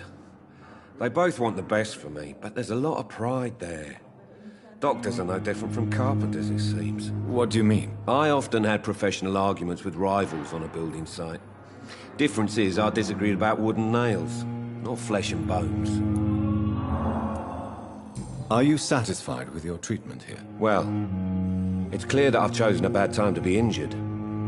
Forgive my bluntness, but you seem overwhelmed by cases of the flu. I won't lie to you about it. I'm afraid we are. Are you sure you don't want to operate yourself, Dr. Reid? I have the feeling you're very capable. And your colleagues seem to think so too. In other circumstances, you would be right. But for now, I don't think I can take on the responsibility. My apologies.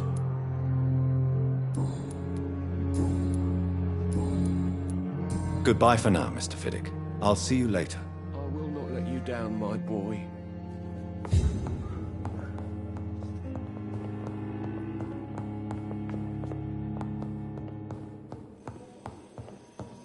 My sweet girl. Like a book. never could keep anything from her. Good evening, Dr. Strickland. And good evening to you, Dr. Reid. Can I be of any help?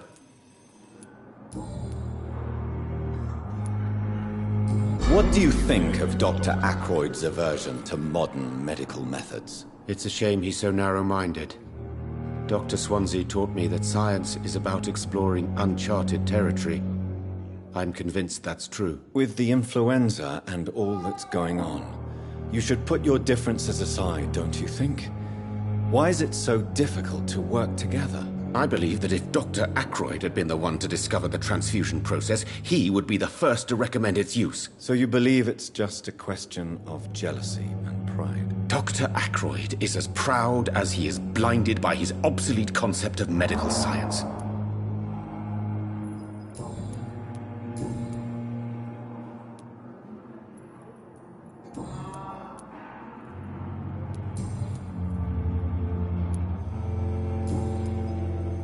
Goodbye, Dr. Strickland.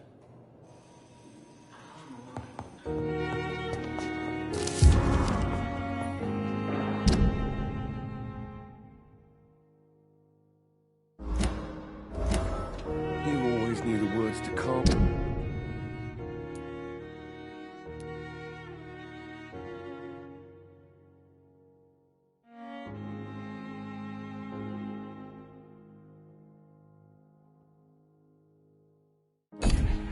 Children, Ellen. As for me, what a blundering idiot. This hospital seems to be falling apart. But in the circumstances, I'm willing to give you the benefit of the doubt. Good evening, madam. Can I help you? It's my son who needs you, sir. I'm Dr. Jonathan Reid. How can I help your son? I'm Beatrice Goswick, mother of Mortimer Goswick. Could you check on him, please, Dr. Reid? I've heard much of your talents as a physician. Good evening, What can you tell me about yourself, Mrs. Goswick? Not much to say. Just take care of my Mortimer and I'll cover all the expenses. That's all that matters.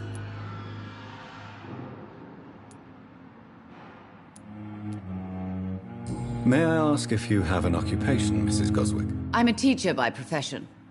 I teach young women who are more ambitious about their futures than their families. Are you really that rich?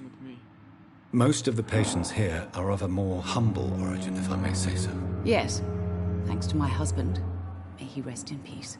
I can cover any needed medical expenses. What do you think of your reception here? Any complaints? I have had the uttermost reservations about this hospital since we arrived. But we had no other choice, considering the state of emergency.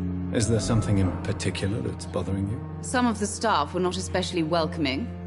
I suspect they're not accustomed to dealing with patients of such social standing.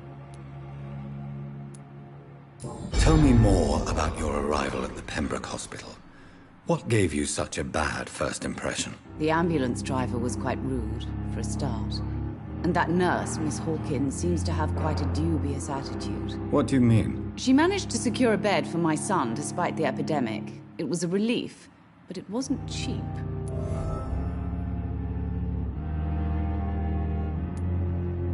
She charged you for a bed? Yes, and I paid without question, considering the urgency of the situation. I share your concern, Mrs. Goswick. Be sure that I'll talk to the people involved. I don't expect compensation, Dr. Reid. But I'm aware such behavior would not be tolerated in other hospitals.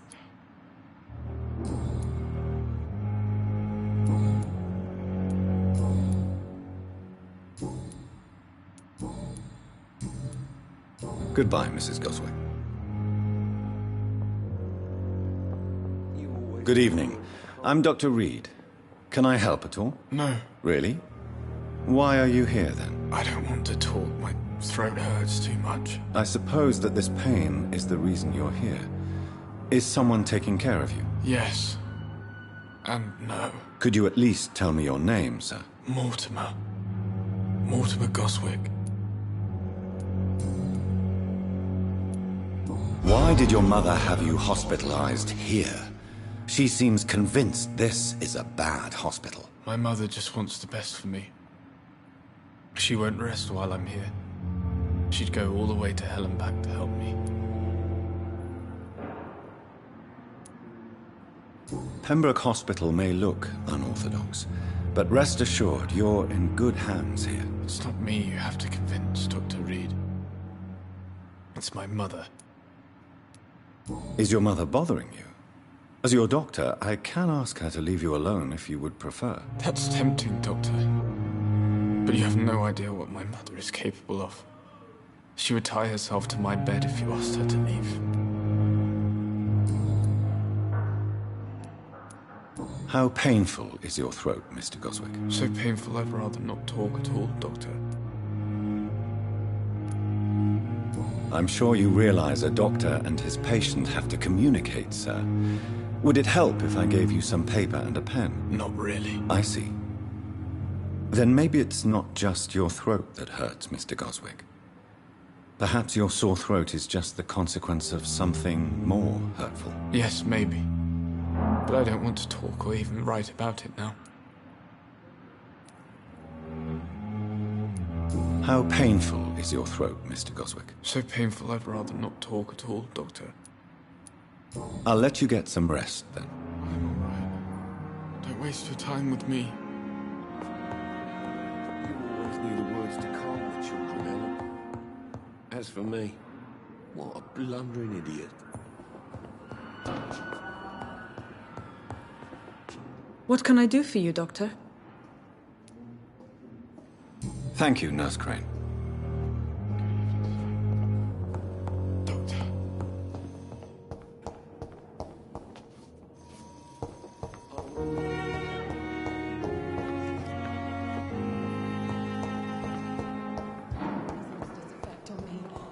But the suffering continues.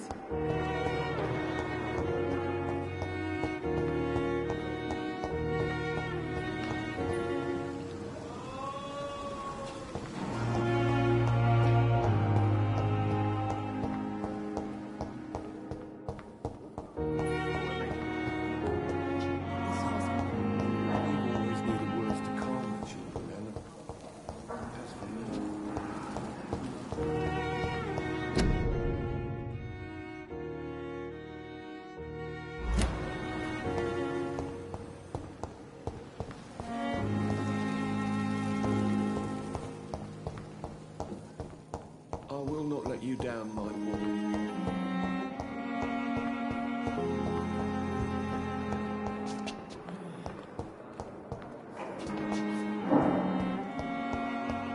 See you again.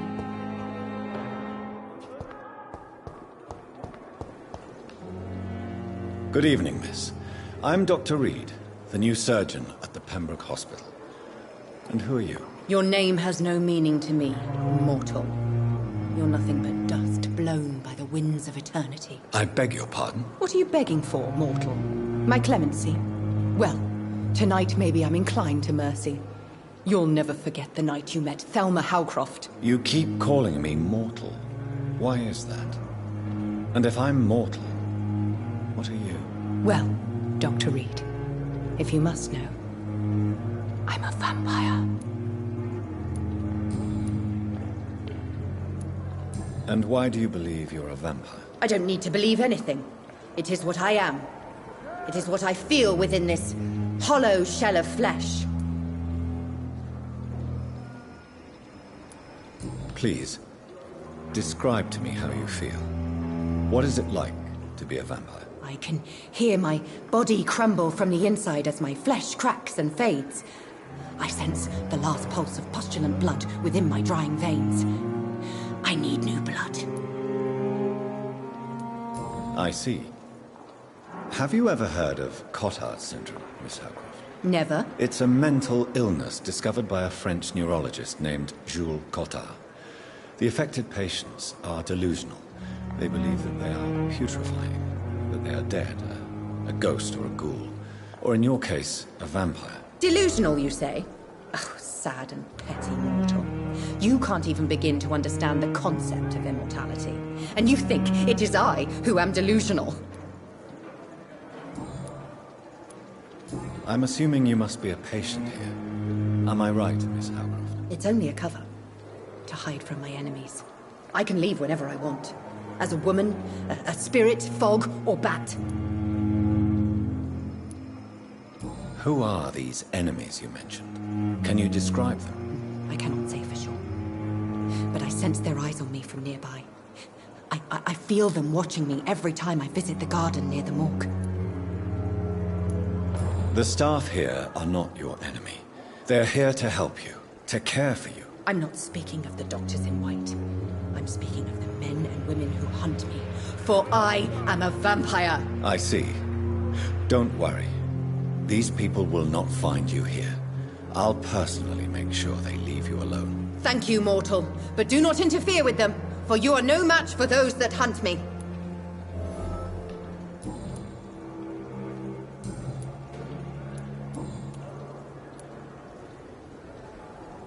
Who are you really, Miss Howcroft? I mean, apart from being a vampire. Is that not enough for you, puny mortal? What do you require? Proof of my powers? I'm curious to know who you were before becoming a vampire. No, it was such a long time ago, I don't remember. Centuries of unholy life can have strange effects on one's minds, you see?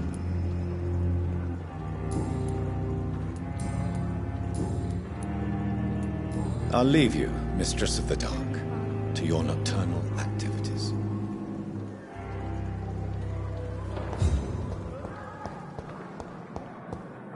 Fear and disgust on every street corner. The daily routine. Good evening, sir. Can I help you? Unless you're here to fix my face. No. I don't think you can help me. I'm Dr. Reid. I've recently taken the position of head surgeon here. War injuries, am I right? You guessed right, Doctor. German shell took my pretty little mug right off. But they still call me Thomas Elwood.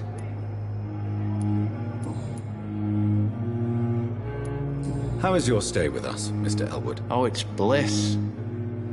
I just escaped death in the trenches to be surrounded again by the moans of the dying. Can I ask you precisely why you're a patient here? It's the pain, sir. The drugs don't work. It just hurts under the scars, if you get my drift.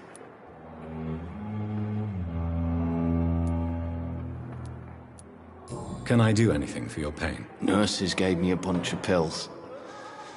No effect. Told you. It's like the flames are under my skin, burning away. Who is treating you? Is someone in particular looking after your case? Nobody since the old and tired doctor spoke to me. Started to think I was forgotten about. Wouldn't blame you. You don't seem worried by that. My face hurts so much more when I smile or cry. I've learned it's easier not to speak. But be assured I'm smiling inside.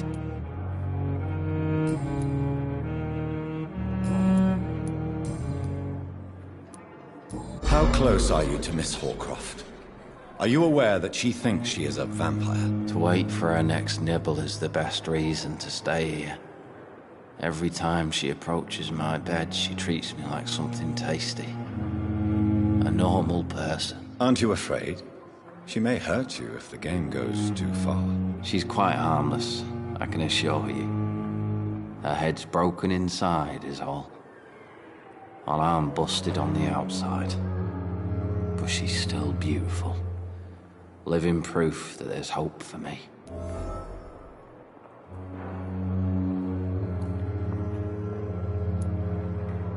So do you let her bite you? You know that's not sanitary. And why not? She's only supping a few drops of me blood. And the pain, it's real for once. She could decide to bite less willing patients. Then it's another good reason for me to stay here, Doctor. You do realize she's mentally disturbed. It's called the Cotard syndrome. She truly believes she's a vampire. In her madness, she never refers to my scars. And frankly, If I could, I'd join her world. It seems much more fun than the real one. Where were you stationed, sir? Did you serve for long? I really don't want to talk about all this shit. No offense. I was pushing too much. I served in France myself. I just wanted to know what happened to you. You were an officer, weren't you? Then I doubt we fought the same war, sir. No offense.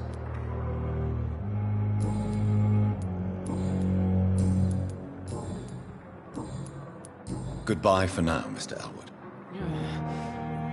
Damn. The pain. It's here again. It's locked, all right. Good evening, Mr. Hampton. How do you feel? Dr. Reid, is it? Oh, sir, I must apologize for my behavior. What do you mean? I was not myself in the factory. Fear and exhaustion made me say awful things to you, I'm afraid. You remained perfectly nice and polite. A little delirious, perhaps. But who wouldn't be after enduring an abduction? Thank you, Doctor. That's a relief. Now all I need to do is rest and return to my flock.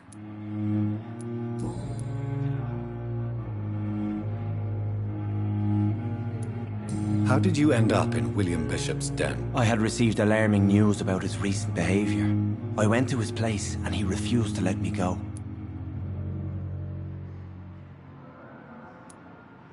Why did he abduct you? William was an alcoholic. His addiction suddenly changed to blood. I don't know why. Just like a patient I met here. This Miss Hawcroft. You dared to enter this awful place alone. You're a hero, Mr. Hampton. Or a fool. I'm just a man trying to help his friends, Dr. Reid. William Bishop was a conflicted soul, searching for light. What is the general situation in the East End docks? The situation has always been tough, with a lot of tensions between the gangs and the dockers' trade union. The wet boot boys are very nervous since they lost their leader.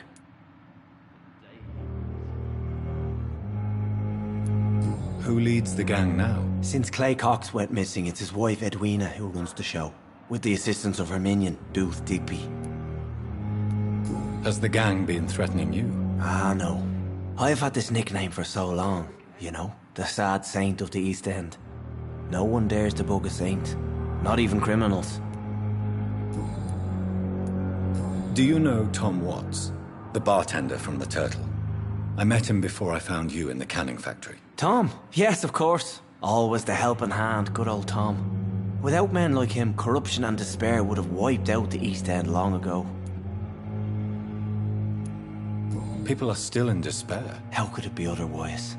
The authorities have left us all to rot in this contagious nightmare. No drugs, no advice, nothing. It's a damn shame. Who should I avoid in this part of town, then? Any particularly evil figures? Not really. Most men and women are just doing their best. And it's not my habit to speak ill of people I know, Doctor.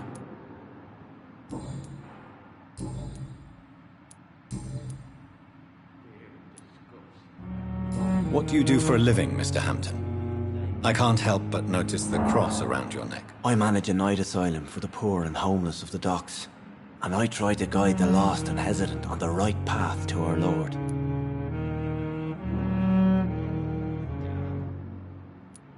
Are you a priest, Mr. Hampton? A deacon, maybe? Not at all, Doctor. I'm just a man of faith willing to preach the good word. Why didn't you use your cross against William Bishop? To repel him somehow? That's a very strange question, Doctor.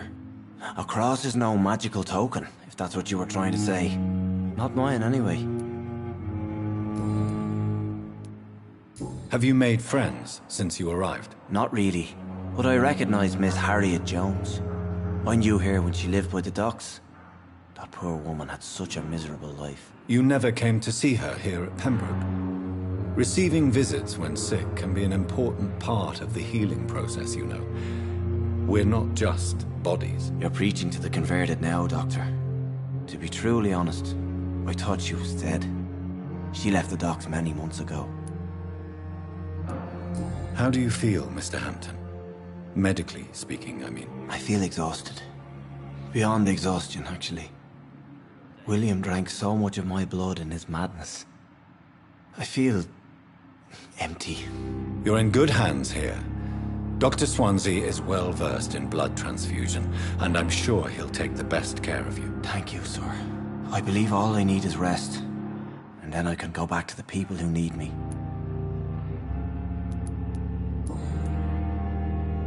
Goodbye, Mr. Hampton. We'll talk again later.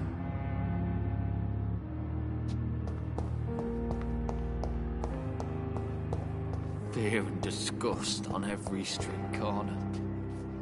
The daily... Good evening, nurse. Good evening, Doctor. I don't think we've been introduced yet. My name is Pippa Hawkins. And I'm Dr. Jonathan Reid. Dr. Swansea has recently offered me a position in this hospital. Well, it's a euphemism that your help will be appreciated, Doctor. How would you describe the situation at the Pembroke Hospital? It's serious. The flu is wreaking havoc amongst the staff and patients. We are running out of everything.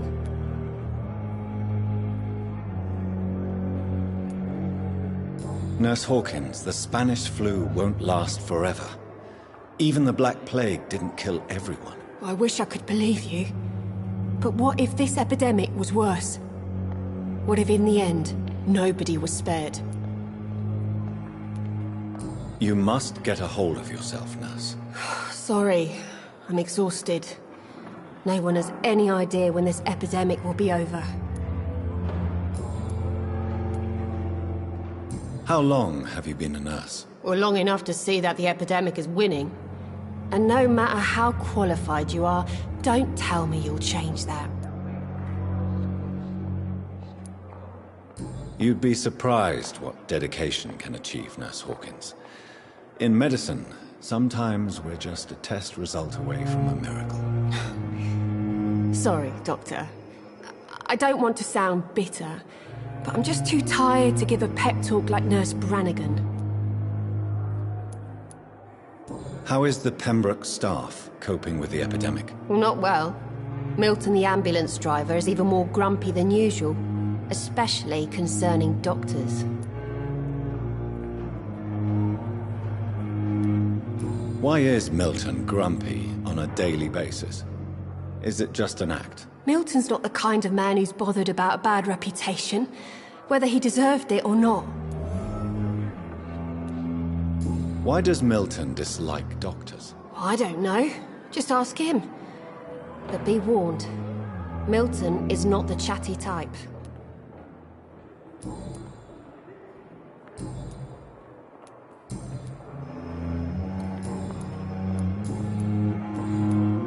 Goodbye, Nurse Hawkins. Damn. The pain. It's here again.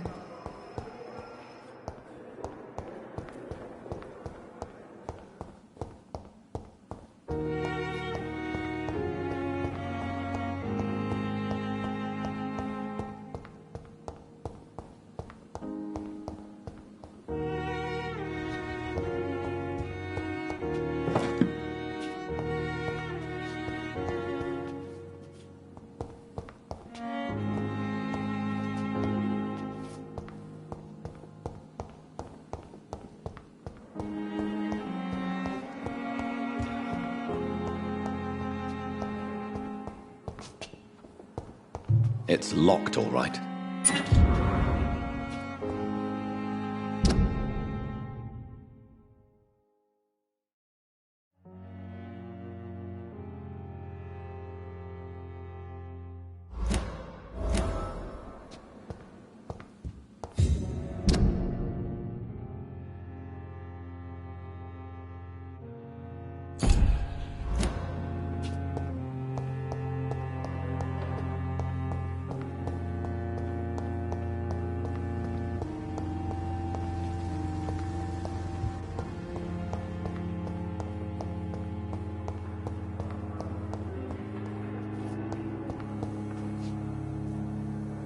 Good evening, Miss Howcroft.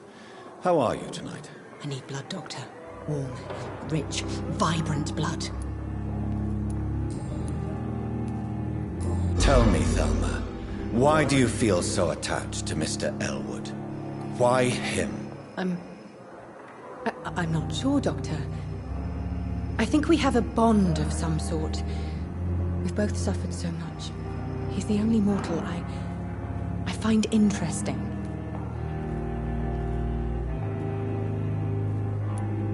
Do you plan to make him a vampire too? Of course not.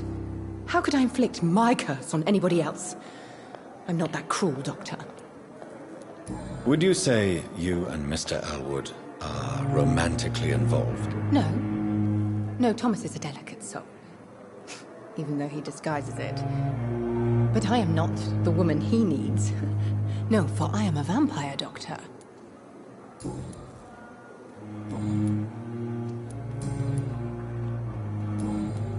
I'll leave you, Mistress of the Dark, to your nocturnal activities.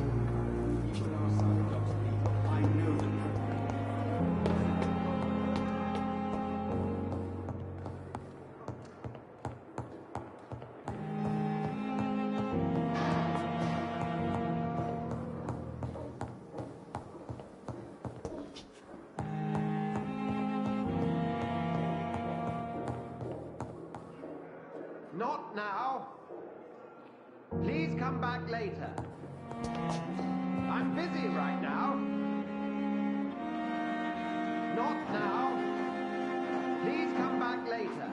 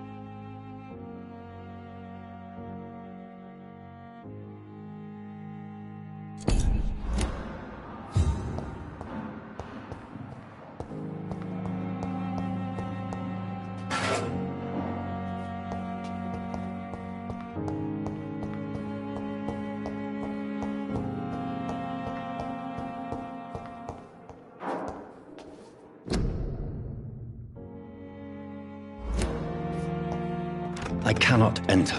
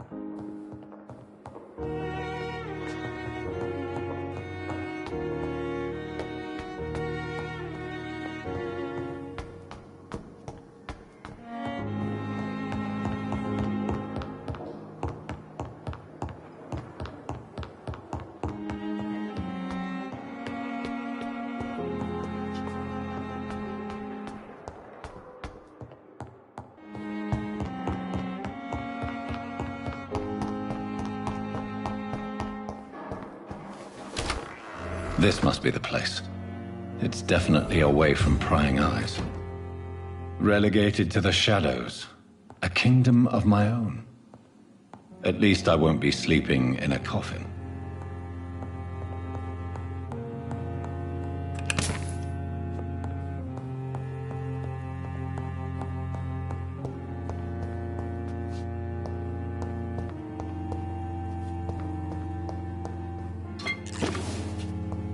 The flower's dying. It needs water.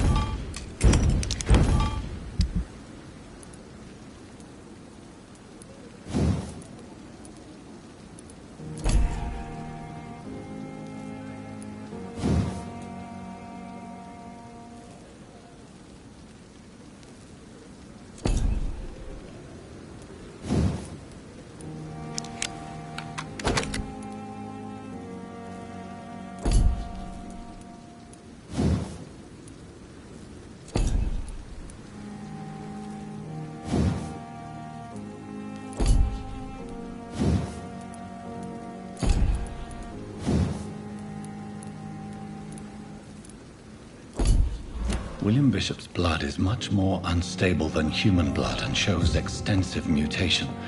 But this is not what happened to me. I must keep on searching. The sun is about to rise. I can feel it. I'll continue tomorrow night. I have so much time now.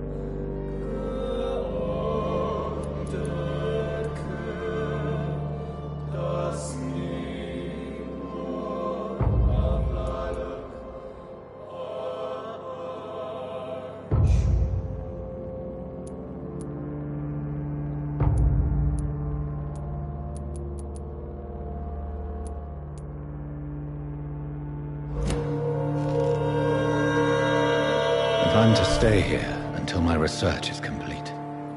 I'd better learn to hide my true nature from the mortals. But what about my thirst for blood?